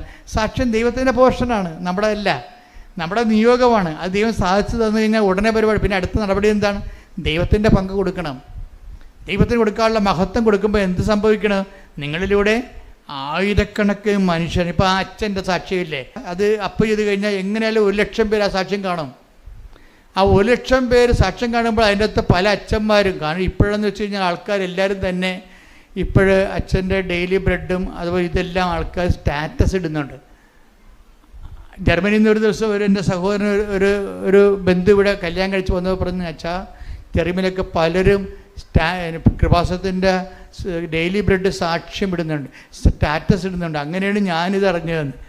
അങ്ങനെ അതാണ് ജനങ്ങൾ വളരെ വിജിലൻ്റായ രീതിയിൽ സുവിശേഷം നല്ല രീതിയിൽ പ്രചരിപ്പിക്കുന്നുണ്ട് ആൾക്കാർ. അച്ഛൻ ഇവിടെ വന്ന് അച്ഛനൊരു ഡൗട്ടായിരുന്നു. ഈ എലംകുളം അച്ഛനെ, എലന്താനം അച്ഛനൊരു ഡൗട്ടായിരുന്നു. ഇതെന്ത് ഈ ഉടമ്പടി എന്ന് പറയണത്? ഉടമ്പടി വ്യക്തികളും ദൈവവും തമ്മിൽ ചെയ്യണമല്ല, പിന്നെ എന്തിനാണ് മരിയൻ ഉടമ്പടി എന്ന് പറയണത്? അപ്പം ചിലർ പറയാം അത് ഫ്രോഡാണ്, ഇവിടെയുള്ള സാക്ഷ്യങ്ങളെല്ലാം കാശ് കൊടുത്തിട്ട് പറയിപ്പിക്കുന്നതാണെന്നാണ്. സാക്ഷ്യം പറഞ്ഞിട്ടുള്ള പല ആൾക്കാർ ഞങ്ങൾ ഓർത്തത് ഇവിടെ ഒരാൾക്ക് 5,000 രൂപ വെച്ച് കൊടുത്തിട്ടാണ് ഞാൻ ഈ സാക്ഷ്യം പറയണം. അതെന്താ പ്രശ്നം വെച്ച് കഴിഞ്ഞാൽ നിങ്ങൾക്കറിയാമല്ലോ, ഇവിടെ സാക്ഷ്യം പറയുന്നതിന് പോലും ഭയങ്കര പാടാണ്. ക്യൂ നിൽക്കണം. എത്ര നേരം ക്യൂ നിന്നെങ്കിലാണ് ആൾക്കാർക്ക് അത് ഇനി സാക്ഷ്യം അംഗീകരിച്ച് കിട്ടാൻ വലിയ പാടല്ലേ. മുകളിൽ നിന്ന് പറഞ്ഞു വിട്ടാലും താഴെ അത് സ്കാൻ ചെയ്ത് നോക്കുമ്പോൾ അത് അപ്പ് ചെയ്യാൻ പറ്റാത്ത സാക്ഷ്യമാണെങ്കിൽ നിങ്ങൾ ഒപ്പിട്ട് കൊടുക്കുകയുള്ളൂ, പറയിപ്പിക്കത്തില്ലത്. അപ്പോൾ അതാണ് ഇവിടുത്തെ അവസ്ഥ. അത്രയും സാക്ഷ്യം ക്വാളിറ്റി ഉള്ളതുണ്ട് നമ്മുടെ കയ്യിൽ. ഞാൻ പറഞ്ഞു വരുന്നതിൻ്റെ അർത്ഥം എന്ന് പറയണത്, ഇപ്പം അച്ഛൻ തന്നെ ചെയ്യണത് എന്താ? അച്ഛന് അനുഭവങ്ങൾ കിട്ടി. അച്ഛൻ ഇവിടെ ഇത് മരിയൻ ഉടമ്പടി എന്ന് വിളിക്കാൻ കാരണം എന്താണെന്നൊക്കെ പറഞ്ഞ് സംശയിച്ചാണ് പുള്ളി കയറണത്. കയറി മുകളിൽ ചെല്ലുമ്പോൾ തന്നെ എൻ്റെ ക്ലാസ് അച്ഛൻ കേൾക്കും. എന്താ കാര്യം? നിങ്ങൾക്ക് സംശയമുണ്ട്, എന്താണ് ദൈവത്തോടല്ലേ ഉടമ്പടി ചെയ്യണത്, പിന്നെ എന്താ മരിയൻ ഉടമ്പടി എന്ന് പറയണത്? അപ്പോൾ ഞാൻ ക്ലാസ്സിലൂടെ പറയും, മരിയൻ ഉടമ്പടി എന്ന് വെച്ച് കഴിഞ്ഞാൽ നമ്മൾ ദൈവത്തോട് തന്നെയാണ് ഉടമ്പടി ചെയ്യണത്, പക്ഷേ ആരുടെ മധ്യസ്ഥതയിൽ? മാതാവിൻ്റെ മധ്യസ്ഥതയിൽ. അതാണ് മരിയൻ ഉടമ്പടി എന്ന് പറയണത്. കാരണം അമ്മയല്ലേ പറഞ്ഞത് അവൻ പറയണത് പോലെ ചെയ്യണമെന്ന്. അപ്പം അവൻ പറയണത് പോലെ ചെയ്തോളാമെന്നല്ലേ നമ്മൾ ദൈവത്തോട് ഉടമ്പടി ചെയ്യണത്? ആരുടെ മധ്യസ്ഥതയിൽ?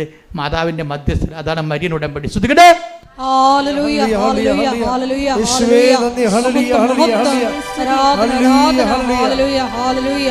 ഉടമ്പടി പ്രാർത്ഥനയിൽ അമ്മ ഉടനടി പരിഹാരമേ.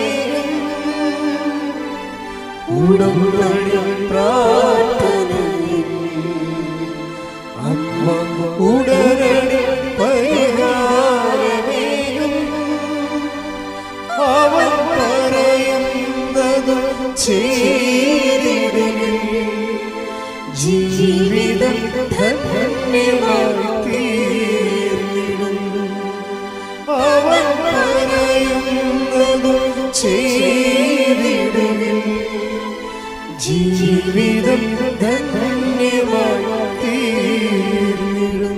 പരിശുദ്ധ പരമ ദിവ്യകാരുണ്യത്തിന് നേരവും ആരാധനയും സ്തുതിയും പുകഴ്ചയും പരിശുദ്ധ പരമ ദിവ്യകാരുണ്യത്തിന് നേരവും ആരാധനയും സ്തുതിയും പുകഴ്ചയും ഉണ്ടായിരിക്കട്ടെ. അതിനുശേഷം ഇങ്ങനെ ഒരു മാർച്ച് 7 എന്തോ ഡേറ്റ് ഉടമ്പടി എടുത്തു. അച്ഛൻ ഉടമ്പടി എടുക്കുമ്പോഴേ അച്ഛൻ ഫുൾ ആൻഡ് ഫുൾ കൺവിൻസ്ഡ് ആയിട്ടാണ് ഈ ഉടമ്പടി എടുക്കുന്നത്. ഉടമ്പടി എടുത്തതിന് ശേഷം അച്ഛൻ എല്ലാം അതുക്കൊന്നും പിന്നെ അച്ഛൻ മരുന്നുകളെല്ലാം അവസാനിപ്പിക്കും. കാര്യം അച്ഛന് ആന്തരികമായിട്ട് മാതാവ് തോന്നിക്കും ഇത് കറക്റ്റ് വഴിയാണെന്ന് തോന്നിക്കും. നിങ്ങൾ അച്ഛൻ മരുന്ന് ഉപേക്ഷിച്ചെന്ന് പറഞ്ഞ് നിങ്ങൾ മരുന്ന് ഉപേക്ഷിക്കാൻ ഞാൻ പറയത്തില്ല കേട്ടോ. കാര്യം കൃപാസനത്തിൻ്റെ പോളിസി മാറ്റർ ഞാൻ നേരത്തെ പറഞ്ഞിട്ടുണ്ട്. കത്തോലിക്ക സഭ മരുന്നിനെക്കുറിച്ച് എന്ത് പറയുന്നു അതാണ് കൃപാസനത്തിൻ്റെ കോമൺ പോളിസി എന്ന് പറയുന്നത്.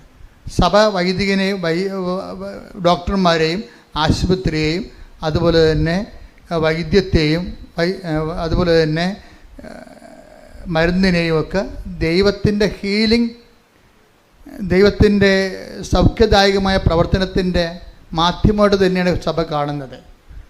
അതിലൂടെയും ഡോക്ടർമാരിലൂടെയും മരുന്നിലൂടെയും സുഖപ്പെടുത്തുന്നത് ദൈവം തന്നെയാണ്. ശ്രദ്ധിക്കട്ടെ. ഹല്ലേലൂയ, ഹല്ലേലൂയ, ഹല്ലേലൂയ, ഹല്ലേലൂയ, മഹത്വം, യേശുവേ നന്ദി, ഹല്ലേലൂയ, ഹല്ലേലൂയ, ആരാധന, ഹല്ലേലൂയ, ഹല്ലേലൂയ. അപ്പോൾ ഈ അച്ഛനെ സംബന്ധിച്ചിടത്തോളം ഉടമ്പടി എടുത്ത് ഇപ്പം അച്ഛൻ്റെ ഹീമോഗ്ലോബിൻ എത്രയാണ്? 7.6. അതുപോലെ തന്നെ പിന്നീട് ഓരോ ദിവസം ചെല്ലും തോറും ഈ 2 പോയിൻ്റ് ഉടമ്പടി എടുത്തതിന് ശേഷം ഒരു മരുന്ന് ഉപയോഗിക്കാതെ ഈ ഹീമോഗ്ലോബിൻ കൂടാൻ തുടങ്ങി. 2 പോയിൻ്റ് കൂടി ഒരു 7 ദിവസം കഴിഞ്ഞപ്പോഴുണ്ട് അച്ഛൻ്റെ ഹീമോഗ്ലോബിൻ 14.2 ഹല്ലേലൂയ, യേശുവേ നന്ദി. അപ്പോഴച്ഛൻ ഉടനെ അത് ബോഡിയിൽ ഹീമോഗ്ലോബിൻ കൂടി അറിയാമല്ലോ, ബോഡിയിൽ ഉടനെ അത് ഫീൽ ചെയ്യും, കരുത്ത് തോന്നും, നമുക്ക് ഊർജ്ജസ്വലതയും തോന്നും. അപ്പം അച്ഛൻ വളരെ ഓക്കെ ആയി. അപ്പോൾ അച്ഛൻ്റെ മനസ്സിൽ പറഞ്ഞ അദ്ദേഹം എന്താ ചെയ്തത്? എന്നിട്ട് അദ്ദേഹം പറയുന്നുണ്ട്, ഞാൻ ഉടമ്പടി ഹീലിംഗ് പ്രോസസ്സിൽ ഇരിക്കുമ്പോൾ പോലും ഞാൻ ചെയ്തതെല്ലാം വൃത്തിയായിട്ടാണ് ചെയ്തത്. ഞാൻ 5 പത്രം മേടിച്ചുകൊണ്ട് 5 തരം പത്രം മേടിച്ചുകൊണ്ട് പോകും. 5 തരമാണേ. എന്തൊക്കെയാണ്? മലയാളം, ഇംഗ്ലീഷ്, കന്നഡ, തെലുങ്ക്, ഹിന്ദി. അപ്പോൾ ഒരു വൈദികൻ ചെയ്യണതാണ്. അച്ഛന് ആ ഓരോ കൂട് പത്രം മേടിക്കുകയാണ്. അപ്പോൾ എന്തുമാത്രം മാതാവ് ബോധ്യം കൊടുത്തിട്ടുണ്ട്. എന്തുകൊണ്ടാണ് ഇത്രയും പെട്ടെന്ന് അച്ഛൻ്റെ ഹീലിംഗ് ഉണ്ടായെന്ന് പറഞ്ഞു കഴിഞ്ഞാൽ അച്ഛൻ്റെ പ്രേക്ഷിത പ്രവർത്തനം ഓക്കെയാണ്. കാര്യം എന്താ? പൗലോസ് അപ്പോസ്തലൻ പറഞ്ഞത് ഈ പത്രത്തിലാണല്ലോ കളി മുഴുവൻ ഇരിക്കണത്. അല്ല, ഇവിടെ കൃപാസനത്തിൻ്റെ അറ്റാക്ക് അകത്തുനിന്നും പുറത്തുനിന്നും ഒക്കെ പരാതികൾ കിട്ടുന്നത് എന്താണ്? അപ്പോൾ ഞങ്ങൾക്ക് പത്രത്തെക്കുറിച്ച് ഞങ്ങൾക്ക് ചിരി വരും. എന്താ കാര്യം അറിയാമോ? പത്രം നന്നായി പ്രവർത്തിക്കുകയും അതേസമയം തന്നെ സുവിശേഷം നന്നായി പ്രചരിക്കുകയും സാക്ഷികൾ കൂടുതലുണ്ടാകുകയും ചെയ്യുമ്പോഴേ സത്താന് തീർച്ചയായിട്ടും വിറവലുണ്ടാവും. അവൻ്റെ വിറവൽ അവൻ്റെ ഓരോ തരത്തിലുള്ള മനസ്സിലുണ്ടാകുന്ന അസ്വസ്ഥങ്ങൾ വ്യക്തികളിലൂടെയും ഓരോരോ സംവിധാനങ്ങളിലൂടെയും നമ്മളിങ്ങനെ അലട്ടിക്കൊണ്ടിരിക്കും. അപ്പം ആദ്യം ഞങ്ങൾക്ക് അത് മനസ്സിലായില്ല, പിന്നീട് മനസ്സിലായപ്പോൾ ഞങ്ങൾക്ക് ഭയങ്കര സന്തോഷമായി. എന്താ കാര്യം? അത്ര തീവ്രമായിട്ട് സുവിശേഷ വേല പത്രത്തിലൂടെ നടക്കുന്നുണ്ട്. ഇപ്പോൾ ധ്യാനഗുരുക്കന്മാർ വരെ അതിപ്പോൾ അംഗീകരിച്ചിട്ട് അവരവരുടെ ശുശ്രൂഷകളോട് പറയാൻ തുടങ്ങി, നിങ്ങൾ കണ്ടിട്ടില്ലേ? അപ്പോൾ ഈ അച്ഛൻ ഇത് എല്ലാ ഭാഷകളിലുമുള്ള പത്രങ്ങൾ വാങ്ങിക്കും. അച്ഛൻ ബാംഗ്ലൂർ വർക്ക് ചെയ്യുന്ന കാരണം ഈ കക്ഷികൾ എല്ലാവരും ഉണ്ട്. തെലുങ്കരുണ്ട്, കർണാടകക്കാരുണ്ട് അവിടെ, അതുപോലെ തന്നെ ഹിന്ദിക്കാരുണ്ട്, ഇംഗ്ലീഷുകാരുണ്ട്, മലയാളികളുണ്ട്. എല്ലാ പത്രവും മേടിച്ചിട്ട് അച്ഛൻ പറയുകയാണ്, ഞാൻ ചുമ്മായല്ല പത്രം കൊടുക്കുന്നത്, ഞാൻ കർത്താവിനെക്കുറിച്ച് പറഞ്ഞു കൊടുക്കും. അതാണ് വിഷയം. പത്രം ഇങ്ങനെ രാവിലെ പത്രക്കാരൻ വന്ന് സൈക്കിളെ ബെല്ലടിച്ചിട്ട് പറന്നൊക്കെ വരത്തില്ലേ? നമ്മുടെ മുറികളിലേക്ക്, ഇളംതിണ്ണയിലേക്ക്, പോട്ടിക്കയിലേക്ക് പത്രം അങ്ങനെ കൊടുക്കുകയില്ല. മറിച്ച് ഇതിൻ്റെ ഉദ്ദേശം എന്താണ്? കർത്താവിനെ അറിയാത്തവരെ അറിയിക്കുക, അറിഞ്ഞവരെ ആഴപ്പെടുത്തുക. അപ്പം അച്ഛൻ ചെയ്യണത് എന്താണ്? ഞാൻ അവരവരുടെ ഭാഷ, അച്ഛൻ എല്ലാ ഭാഷയും അറിയാം, അതുകൊണ്ട് അവരവരുടെ ഭാഷ മനസ്സിലാക്കിയിട്ട് അവരോട് അച്ഛൻ്റെ അനുഭവങ്ങൾ ആ ഭാഷയെ സംസാരിക്കും. തെലുങ്കിലോ കന്നഡയിലോ ഹിന്ദിയിലോ മലയാളത്തിലോ സംസാരിച്ചതിന് ശേഷമാണ് അച്ഛൻ ഈ പത്രം കൊടുക്കുന്നത്. പിന്നെ എങ്ങനെ ദൈവം വിട്ടുമാറണത്? അപ്പം അത് അദ്ദേഹത്തിന് വർക്ക് സിസ്റ്റമല്ലേ, സത്യസന്ധമല്ലേ, വർക്ക് സത്യസന്ധമല്ലേ?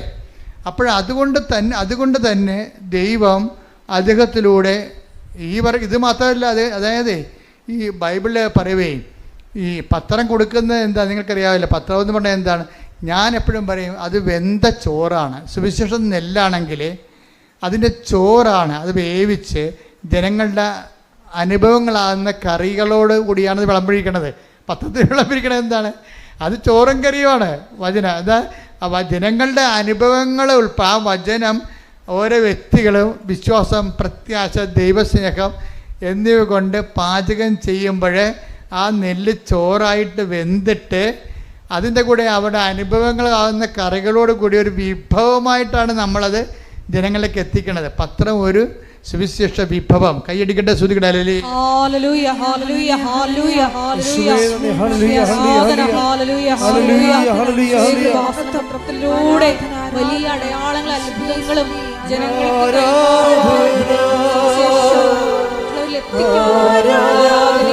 അഭിഷേകം ചെയ്യണമേ. ഹല്ലേലൂയ.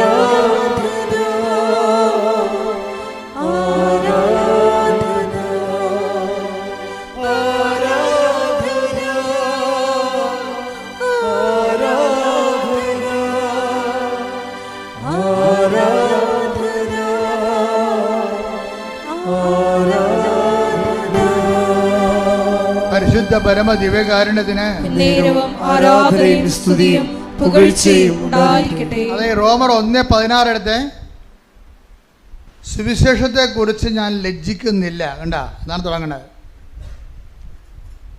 സുവിശേഷത്തെക്കുറിച്ച് ഞാൻ ലജ്ജിക്കുന്നില്ല.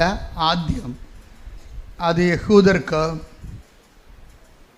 പിന്നീട് വിജാതിയർക്കും രക്ഷയിലേക്ക് നയിക്കുന്ന ദൈവത്തിൻ്റെ ശക്തിയാണ്. അത് നിസ്സാരമല്ല കേട്ടോ. പത്രം ഒരു ശക്തിയുണ്ട്. പത്രത്തിൻ്റെ ശക്തി എന്നൊക്കെ പറയുകയല്ലേ. ആ ശക്തി എന്ന് പറഞ്ഞാൽ എന്താണത്? സുവിശേഷമാണത്. സുവിശേഷം ഇപ്പം നമ്മൾ സാക്ഷ്യം പറയുമ്പോൾ നമ്മൾ സുവിശേഷം ആകുകയാണ്. സാക്ഷ്യം പത്രത്തിൽ എഴുതി കൊടുക്കുമ്പോൾ നമ്മൾ സുവിശേഷം ഏകുകയാണ്. പിടിയിട്ടില്ലേ? നമ്മൾ സാക്ഷ്യം പറയുമ്പോൾ ആരാകും? നമ്മൾ സുവിശേഷമാകും. നമ്മളെ സാക്ഷ്യം പ്രിൻ്റ് ചെയ്ത നമ്മുടെ സാക്ഷ്യം പത്രത്തിലാക്കിയിട്ട് അനേകരുടെ സാക്ഷ്യങ്ങൾ നമ്മൾ ജനങ്ങളിലേക്ക് കൊടുക്കുമ്പോൾ നമ്മൾ എന്താണ്? സുവിശേഷം ഏകുക. അപ്പം നമ്മുടെ ലക്ഷ്യം എന്താണ്? ഉടമ്പടിയുടെ സുവിശേഷമാകുക. പറഞ്ഞേ, സുവിശേഷമാകുക, സുവിശേഷമേകുക, സുവിശേഷമേകുക, സുവിശേഷമാകുക, സുവിശേഷമാകുക, സുവിശേഷമേകുക. കൈയടിക്കട്ടെ, ശ്രുതിക്കട്ടെ. ഹല്ലേലൂയ ഹല്ലേലൂയ ഹല്ലേലൂയ ഹല്ലേലൂയ മഹത്വം. ഹല്ലേലൂയ ഹല്ലേലൂയ ഹല്ലേലൂയ. യേശുവേ നന്ദി.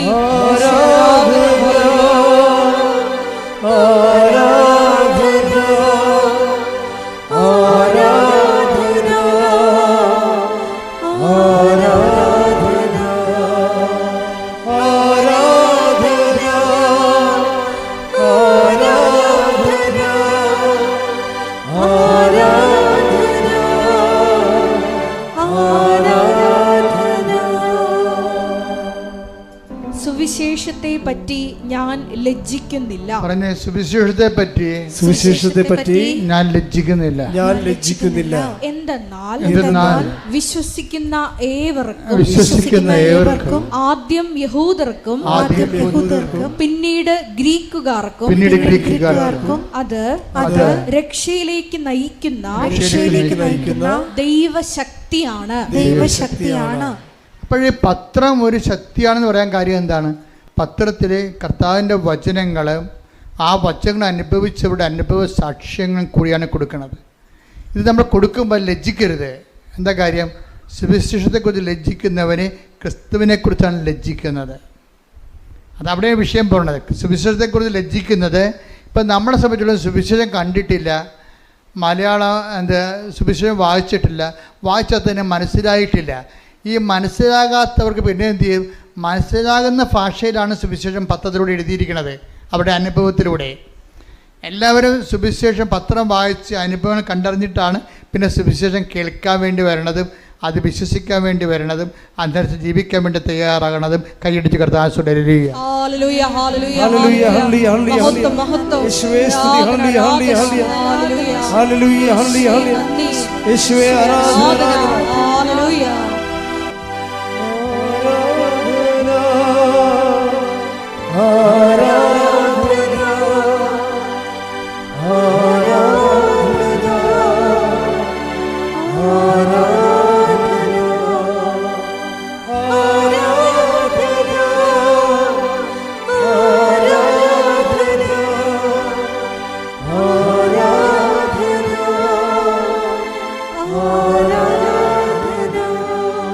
പരിശുദ്ധ പരമദിവ്യകാരുണ്യത്തിന് നേരവും ആരാധനയും സ്തുതിയും പുകഴ്ചയും ഉണ്ടായിരിക്കട്ടെ. പരിശുദ്ധ പരമദിവ്യകാരുണ്യത്തിന് നേരവും ആരാധനയും സ്തുതിയും പുകഴ്ചയും ഉണ്ടായിരിക്കട്ടെ. അപ്പോൾ ഇതോടുകൂടി അച്ഛൻ്റെ വർക്ക് ആത്മാർത്ഥമാണ് ദൈവത്തിന് തോന്നിയപ്പോഴേ 2 കാര്യങ്ങൾ കൂടി അച്ഛന് ചെയ്ത് കൊടുത്ത്. അതായത് അച്ഛന് ഭയങ്കര ജോയിൻറ്റ് പെയിൻസ് ആയിരുന്നു. ആ ജോയിൻറ്റ് പെയിൻസ് ചെന്നപാടെ തന്നെ പോയി. അച്ഛൻ നടക്കാനോ എടുക്കാനോ പാടില്ലാത്ത വിധത്തിലുള്ള ജോയിൻറ്റ് പെയിൻസാണ്. ആ ജോയിൻറ്റ് പെയിൻസ് വെച്ചുകൊണ്ടാണ് കർത്താവ് ഈ പത്രമൊക്കെ അച്ഛൻ വിതരണം ചെയ്യണതും ആൾക്കാർക്ക് സുവിശേഷ വേല പ്രേക്ഷിത വേല ചെയ്യണത്. അപ്പോൾ അതോട് ജോയിൻറ്റ് പെയിൻസ് മാറി. 2ാമതൊരു കാര്യം കൂടി മാറിയതായിട്ട് അച്ഛൻ പറയുന്നത്, അതായത് ഷുഗറാണ്. 300ഓളം ഉണ്ടായിരുന്ന ഷുഗർ നോർമലായിട്ട് 113 നോർമൽ ആവശ്യമായിരിക്കും. അപ്പോൾ ഇതെല്ലാം ഒരു വ്യക്തികളിൽ, അതായത് നിങ്ങളൊരു അനുഭവം കിട്ടിക്കഴിയുമ്പോൾ പിന്നീട് നിങ്ങൾ പ്രവർത്തനങ്ങളിലും പ്രേക്ഷിത പ്രവർത്തനങ്ങളിലും കയറി നിൽക്കണം. അപ്പോഴാണ് നിങ്ങൾ സ്റ്റെപ്പായിട്ട് ദൈവം ഓരോ വിഷയങ്ങൾ ഇടപെട്ട് വരണത്. എന്ന് വെച്ച് കഴിഞ്ഞാൽ നമ്മൾ പ്രാവർത്തനത്തിന് ആനുപാതികമായിരിക്കും ദൈവാനുഭവം എന്ന് ഞാൻ പറയുകയല്ല. അച്ഛൻ്റെ അനുഭവങ്ങൾ നിങ്ങൾക്ക് പകർന്നു നൽകുകയാണ്. അച്ഛൻ്റെ അനുഭവം ഇതാണ്. ഇതുപോലെ അനുഭവമുള്ള ആയിരങ്ങളുണ്ട്. അവരുടെ സാക്ഷ്യങ്ങളാണ് നമ്മൾ എല്ലാ ദിവസവും കേട്ടുകൊണ്ടിരിക്കുന്നത്. അപ്പോൾ സാക്ഷ്യം എന്ന് പറയണത് തന്നെ അതുപോലെ തന്നെ ഇപ്പോൾ എപ്പോഴും നിങ്ങൾ ചെയ്യേണ്ടത്, ഞാനിപ്പോൾ എന്നെ കാണാൻ വരുന്നവരോട് പറയും, നിങ്ങൾ ഇന്ന് മുതൽ എന്നെ സുവിശേഷത്തിൻ്റെ സാക്ഷിയാക്കണമെന്ന് പ്രാർത്ഥിക്കണമെന്ന് പറയും. കാര്യം വെച്ചാൽ ദൈവത്തിൻ്റെ ഇൻട്രസ്റ്റ് കൂടി കവർ ചെയ്തുകൊണ്ടാണ് ഞാൻ ആ ഉപദേശം കൊടുക്കുന്നത്. അല്ല തീഷ്ണമായി പ്രാർത്ഥിക്കണമെന്നല്ല പറയണത്. എന്നെ കാണാൻ വന്നവരുടെ കാര്യങ്ങൾ കുറച്ച് മോശം കണ്ടീഷനാണെങ്കിൽ ഞാൻ പറയും, ഇന്ന് മുതൽ നിങ്ങൾ പ്രാർത്ഥിക്കേണ്ടത് സുവിശേഷത്തിൻ്റെ ആ ബോൾ കർത്താവിൻ്റെ കോർട്ടിലോട്ട് ഞാൻ അടിച്ചു മാറ്റണതാണ്. എന്താ കാര്യം? സുവിശേഷത്തിൻ്റെ സാക്ഷിയാക്കണമെന്ന് പറയുമ്പോൾ നിങ്ങളുടെ വിഷയം ആരുടെ വിഷയമാകും? അത് ദൈവത്തിൻ്റെ വിഷയമാകും. ചില കാര്യം അച്ഛനെ കാണാൻ വരുമ്പോൾ എനിക്ക് ഭയങ്കര അവരോട് ദേഷ്യം വരും. കാര്യം എന്താ കാര്യത്തിന് അവിടെ തലയൊക്കെ വെക്കുമ്പോൾ എനിക്കറിയാൻ പറ്റും അവരത് ഉടമ്പടി അവസാനിപ്പിക്കാൻ പോവുകയാണ്, കള്ളത്തരത്തിന് ചീട്ട വാങ്ങിച്ചിരിക്കുകയാണ്. എന്താ കാര്യം വെച്ച് കഴിഞ്ഞാൽ ഇനിയിപ്പോൾ അച്ഛനെ കാണാൻ കൂടിയല്ലേ ഉള്ളതിൻ്റെ അകത്ത്, എന്താ അതും കൂടി നടക്കട്ടെ എന്ന് വെച്ചുകൊണ്ട് അവരാ പഴയ ജീവിതത്തിലേക്ക് അവർ തിരിച്ചു പോകാൻ പോകണം. ഇതിനുള്ളിൽ നമുക്ക് ഉള്ള പിന്നെ ഒരു ചാൻസ് ഉള്ളത് അച്ഛനെ കാണുകയാണ്. അപ്പോൾ അച്ഛനെ കാണുന്നത് അനുഗ്രഹം ഏതെങ്കിലും വിധത്തിൽ കിട്ടിക്കോട്ടുള്ളൂ എന്നുള്ള അവസാന നടപടി ഭാഗമാണ്. അത് അവർ ദൈവത്തിന് വേണ്ടി ജീവിക്കുന്നതിന് അവർക്ക് താല്പര്യമില്ല. അപ്പം ഞാനിവിടെ എന്നെ കാണാൻ വരുമ്പോൾ തന്നെ ചോദിക്കും, ഉടമ്പടി ഇവിടം വരെയായി, ഇതാരാണ് എടുത്തത്, നിങ്ങൾ ചെയ്യുന്ന പ്രേക്ഷിത വേല എന്താണ്, നിങ്ങൾ ചെയ്യുന്ന ആതുര സേവനം എന്താണ്, എത്ര രോഗികളെ കാണാൻ പോയി, ഇവർ ജപിച്ച് പാടിക്കും. അപ്പോൾ ഞാൻ വണ്ടി വിട്ടേക്കാൻ പറയും. അപ്പോൾ എനിക്ക് മനസ്സിലാവും ദൈവത്തിന് പ്രയോജനമില്ലാത്ത ഒരു ചാണാപ്പുഴുക്കാണ് ഈ സാധനം. അപ്പോൾ ഇതിനെ കൊണ്ടിന് മുന്നോട്ട് പോയിട്ട് കാര്യമില്ല. Why should I waste my time? രോഗിയാണെങ്കിൽ മാത്രം പ്രാർത്ഥിക്കും. കാര്യം രോഗിയോട് കരുണ കാണിക്കണം കർത്താവ് പറഞ്ഞിട്ടില്ലേ. അല്ലെങ്കിൽ എനിക്കറിയാം ഇത് അനുഗ്രഹം അടിച്ചു മാറ്റിയിട്ട് ദൈവത്തിൽ നിന്ന് പിന്തിരിഞ്ഞ് പോകാനുള്ള ഉദ്ദേശത്തിന് വേണ്ടിയാണ്, കാപട്യമായിട്ടാണ് ഇവിടെ അച്ഛനെ കാണാൻ ഉദ്ദേശിക്കുന്നത്. അപ്പോൾ അത് നിങ്ങളെ ശ്രദ്ധിക്കണം. അത് ചില ആൾക്കാർ അച്ഛനെ കണ്ടു കഴിയുമ്പോൾ മുമ്പത്തെക്കാൾ വെടിക്കെട്ടായിട്ട് അവരങ്ങോട്ട് ഉണർന്ന് അവിടെ തെറ്റുകളൊക്കെ തിരുത്തി ഭംഗിയായിട്ട് ഒരു ഉടമ്പടി ചെയ്ത് കർത്താവിൻ്റെ സാക്ഷിയായിട്ട് പോകണത് കാണാം. അതുപോലെ തന്നെ ഇന്നലെ കഴിഞ്ഞ ദിവസങ്ങളിലൊക്കെ ഞാൻ നിങ്ങളെക്കുറിച്ച് ഈ ഞായറാഴ്ച കൂട്ടായ്മ ധ്യാനം റെക്കോർഡ് ചെയ്യുന്ന ഇത് ആരാധനയിൽ വെച്ച് നിങ്ങളെക്കുറിച്ച് ഓർക്കുമ്പോഴൊക്കെ എൻ്റെ മനസ്സിൽ കർത്താവ് തരണ ഒരു വചനം എന്താണെന്നറിയാമോ? ഒരു മനുഷ്യൻ പണ്ട് രഥത്തിൻ്റെ പുറകെ ഓടി നടന്ന്, സുവിശേഷത്തിൽ ഏറ്റവും മനോഹരമായ ഒരു രംഗമാണത്. അത് എത്യോപ്യക്കാർ ഫൈനാൻസ് രാജാവ്, അവിടുത്തെ ഫൈനാൻസ് മന്ത്രിയാണ് എത്യോപ്യക്കാരൻ, ഷണ്ടനാണ് അയാൾ. അദ്ദേഹം ഷണ്ടൻ എന്ന് പറഞ്ഞാൽ എന്താണെന്ന് വെച്ചാൽ ടെസ്റ്റിക്കിൾസൊക്കെ മുറിച്ച് കളയും. കർത്താവിൻ്റെ കാലത്ത് എത്യോപ്യയിലൊക്കെ എല്ലാ രാജ്യങ്ങളിലും ധനമന്ത്രിമാരുണ്ടാകുമല്ലോ. അപ്പോൾ ധനമന്ത്രിമാരുണ്ടാകുമ്പോൾ രാജാക്കന്മാരെന്താ ചെയ്യണമെന്ന് അറിയാമോ? അവരുടെ വൃഷ്ണം കണ്ടിച്ച് കളയും. എന്താ കാര്യം? ഇവർക്ക് മക്കളുണ്ടായി കഴിഞ്ഞാൽ ഇവർ ഖജനാവിൽ നിന്ന് കൈയിട്ട് വരും. അതാണ് എത്യോപ്യക്കാരൻ ഷണ്ടൻ എന്ന് പറയണത്. ഫൈനാൻസ് മിനിസ്റ്ററാണ് അവിടുത്തെ. പക്ഷേ ബൈബിൾ പറയുന്നുണ്ട് അയാൾ ഷണ്ടനാണ്. കാരണം ഫൈനാൻസ് മിനിസ്റ്റർ ആയതുകൊണ്ട് സ്വാഭാവികമായിട്ട് കോടിക്കണക്കിന് രൂപ വരുമ്പോൾ അയാളുടെ കുടുംബത്തിലേക്ക് കൊടുക്കാതിരിക്കാൻ വേണ്ടി, അയാളുടെ കുടുംബം ഉണ്ടാകാതിരിക്കാൻ വേണ്ടി അയാളുടെ വൃക്ഷണങ്ങൾ മുറിച്ച് കളയും. അതങ്ങനെ ഷണ്ടൻ. അതാണ് ഈശോ പറയണത്, മനുഷ്യരാൽ ഷണ്ടന്മാരാക്കപ്പെടുന്നവരുണ്ട് അല്ലേ? ഈശോ പറയത്തില്ലേ, സ്വരാജ്യത്തെ പോലെ തങ്ങളെ തന്നെ ഷണ്ടന്മാരാക്കുന്നവരുണ്ട്. അപ്പോൾ ഈ മനുഷ്യരാൽ ഷണ്ടന്മാരാക്കുന്നവരാണ് ഈ ടൈപ്പ്. ഈ മനുഷ്യൻ ജെറുസലേമിൽ ദൈവാരാധനയ്ക്ക് പോയിട്ട് തിരിച്ചു വരികയും ആ രംഗത്തെ നടപടി പുസ്തകം 8:29 എടുത്ത് ശ്രുതികട ഹല്ലേലൂയ. ഹല്ലേലൂയ ഹല്ലേലൂയ ഹല്ലേലൂയ. യേശുവേ പ്രവർത്തനങ്ങൾ 8:29. ആത്മാവ് പീലിപ്പോസിനോട് പറഞ്ഞു. ആത്മാവ് പീലിപ്പോസിനോട് പറഞ്ഞു, ആ രഥത്തെ സമീപിച്ച്. ഈ ഫൈനാൻസ് മിനിസ്റ്ററിലെ ധനകാര്യ മന്ത്രിയുടെ രഥത്തിൽ പോകുകയാണ് അയാള്. അപ്പൊ ആത്മാവ് പീലിപ്പോസിനോട് പറഞ്ഞു, എന്താ പറയണത്? ആ രഥത്തെ സമീപിച്ച് അതിനോട് ചേർന്ന് നടക്കുക. അതിനോട് ചേർന്ന് നടക്കുക. അപ്പൊ എന്താ കാര്യം എന്നറിയാവോ? ഈ പീലിപ്പോസ് ഇങ്ങനെ ചേർന്ന് നടക്കുമ്പോൾ ഈ മനുഷ്യൻ വചനം വായിച്ചുകൊണ്ടിരിക്കുകയാണ്. അപ്പൊ പീലിപ്പോസ് അയാളോട് ചോദിക്കും, ഈ രഥത്തിൻ്റെ ഒപ്പം നടക്കുകയാണ്, അണച്ചണച്ച് ഓടുകയാണ്. എന്തോ ഒരു ചൈതന്യമാണെന്ന് നോക്കി. ആ രഥത്തെ കുതിര വലിച്ചുകൊണ്ട് പോകുമ്പോൾ കുതിരയുടെ സ്പീഡിന് ഈ അപ്പോസ്തലൻ പുറകെ ഇങ്ങനെ ഓടി ഓടി അണക്കുകയാണ്. അണക്കുന്നതിൻ്റെ ഇടയ്ക്ക് കിതച്ചുകൊണ്ട് ചോദിക്കും, വായിക്കുന്നത് മനസ്സിലാകുന്നുണ്ടോ എന്നാണ്. അങ്ങനെ ഈ സുവിശേഷ വേലക്കൊരു അണപ്പും കിതപ്പും ഉണ്ട്. കർത്താവിന് വേണ്ടി കിതക്കണം. അതാണ് പ്രേക്ഷിതൻ. പ്രാർത്ഥിക്കുക, കർത്താവേ ഫിലിപ്പോസിനെ പോലെ കർത്താവിന് വേണ്ടി സുവിശേഷ കൈമാറ്റത്തിന് വേണ്ടി ഏത് കൊലകൊമ്പനായാലും ഒരു ആത്മവിശ്വാസത്തോടെ അവന്റെ കൂടെ നടന്ന് അവന്റെ സ്പീഡിനകത്ത് നീങ്ങിയില്ലെങ്കിലും അണച്ചായാലും കിതച്ചായാലും വായിക്കുന്നത് മനസ്സിലാകുന്നുണ്ടോ എന്ന് ചോദിച്ചുകൊണ്ട് കർത്താവിന് കൈമാറാൻ എന്നെ അഭിഷേകം ചെയ്യണമേ, എന്നെ അഭിഷേകം ചെയ്യണമേ.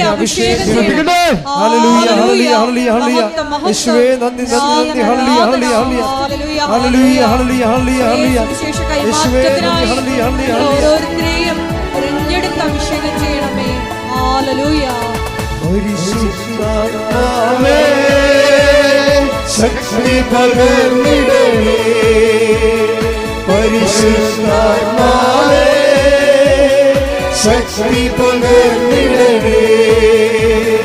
അവിടുത്തെ ബലങ്ങൾക്ക് ആവശ്യകർത്താവേ നീ അറിയുന്നു. അവിടുത്തെ ബലങ്ങൾക്ക് ആവശ്യകർത്താവേ നീ അറിയുന്നു. പരിശുദ്ധാത്മാവേ ശക്തി പകർന്നിടണേ പരിശുദ്ധാത്മാവേ, ശക്തി പകർന്നിടണേ. കൃപകളും വരങ്ങളും ജ്വലിച്ചിടുവാൻ ഞങ്ങൾ വചനത്തിൽ മേലും വളർന്നിടുവാൻ. കൃപകളും വരങ്ങളും ജ്വലിച്ചിടുവാൻ ഞങ്ങൾ വചനത്തിൽ മേലും വളർന്നിടുവാൻ. വിൺമഴയെ വീണ്ടും മയക്കിടവേ ജനമുണർന്നിടുവാൻ. വിൺമഴയെ വീണ്ടും മയക്കിടവേ ജനമുണർന്നിടുവാൻ. പരിശുദ്ധാത്മാവേ ശക്തി പകർന്നിടണേ പരിശുദ്ധാത്മാവേ ശക്തി പകർന്നിടണേ. കൃപകളും വരങ്ങളും ജ്വലിച്ചിടുവാൻ ഞങ്ങൾ വചനത്തിൽ മേലും വളർന്നിടുവാൻ. കൃപകളും വരങ്ങളും ജ്വലിച്ചിടുവാൻ ഞങ്ങൾ വചനത്തിൽ മേലും വളർന്നിടുവാൻ. വിൺമഴയെ വീണ്ടുമായി കിടവേ ജനമുണർന്നിടുവാൻ. വിൺമഴയെ വീണ്ടുമായി കിടവേ ജനമുണർന്നിടുവാൻ.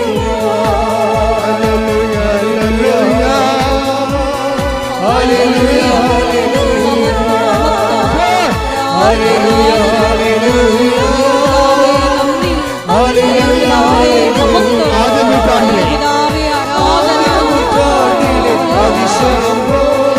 അതിശയം ലോകത്തിൽ നടന്നിടുവാൻ. ആദ്യ നൂറ്റാണ്ടിൽ അനുഭവം പോൽ അതിശയം ലോകത്തിൽ നടന്നിടുവാൻ. ആദിയിലെന്ന പോലാത്മാവേ അധിക ബലം തരണേ.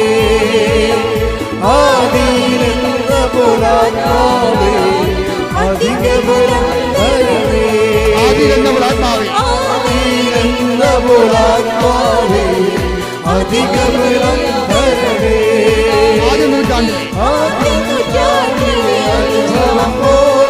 അതിശയം ലോകത്തിൽ നടന്നിടുവാൻ ആദ്യ നൂറ്റാണ്ടിലെ അനുഭവം പോൽ അതിശയം ലോകത്തിൽ നടന്നിടുവാൻ ആദിയിലെന്ന പുലാത്മാവേ അധിക ബലം തരണേ ആദിയിലെന്ന പുലാത്മാവേ അധിക ബലം തരണേ ഹല്ലേലൂയ ഹല്ലേലൂയ ഹല്ലേലൂയ ഹല്ലേലൂയ ഹല്ലേലൂയ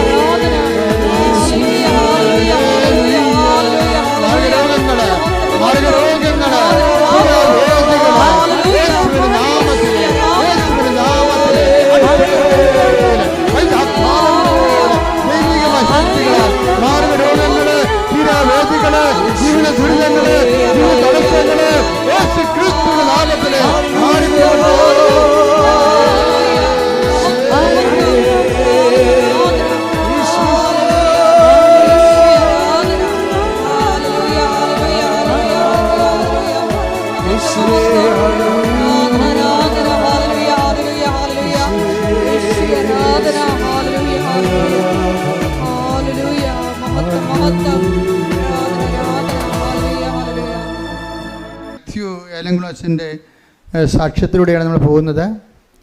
അച്ഛൻ്റെ സാക്ഷ്യത്തിൻ്റെ ഒരു ഭാഗം എന്ന് പറയുന്നത് അച്ഛൻ്റെ ഇൻറ്റൻഷൻസാണ്. ഇൻറ്റൻഷൻസ് അച്ഛൻ പറഞ്ഞത് അതാണ് ഈ അച്ഛന്മാരുടെ ഒരു ഗുണം. ഈ അറിയാവുന്നവരെ സംബന്ധിച്ചിടത്തോളം അവരെ പ്ലേസ് ചെയ്യുമ്പോൾ കറക്റ്റ് ഷാർപ്പ് പ്ലേസിങ് ആയിരിക്കും. അച്ഛൻ്റെ ഒന്നാമത്തെ ഇൻറ്റൻഷൻ എന്താണെന്ന് അറിയാമോ? അച്ഛൻ്റെ ഒന്നാമത്തെ ഇൻറ്റൻഷൻ നമ്മൾ നിയോഗങ്ങൾ എഴുതത്തില്ലേ, അച്ഛൻ എഴുതിയിരിക്കുന്ന ഒന്നാമത്തെ എന്തുകൊണ്ടാണ് ഇത്രയും വലിയ മാറ്റങ്ങൾ അച്ഛനിലൂടെ സംഭവിച്ചത് എന്താണ്? ഒന്നാമത്തെ ഇൻറ്റൻഷൻ എന്താണെന്നറിയാമോ?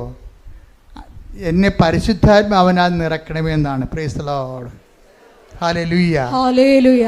അച്ഛൻ ഇതെല്ലാം കേട്ട് മനസ്സിലാക്കിയപ്പോൾ അതിൻ്റെ കുറിഞ്ഞ് എന്താണെന്ന് വെച്ചാൽ മനസ്സിലായി. അപ്പം അച്ഛനെ ഒന്നാമത്തെ നിയോഗമായിട്ട് എഴുതിയിട്ടിരിക്കണത് എന്താണ്? എന്നെ പരിശുദ്ധാത്മാവ് നിറക്കണമേ. അതെന്താണ്? ദൈവനിയോഗമാണ്, ദൈവത്തിൻ്റെ നിയോഗമാണ്.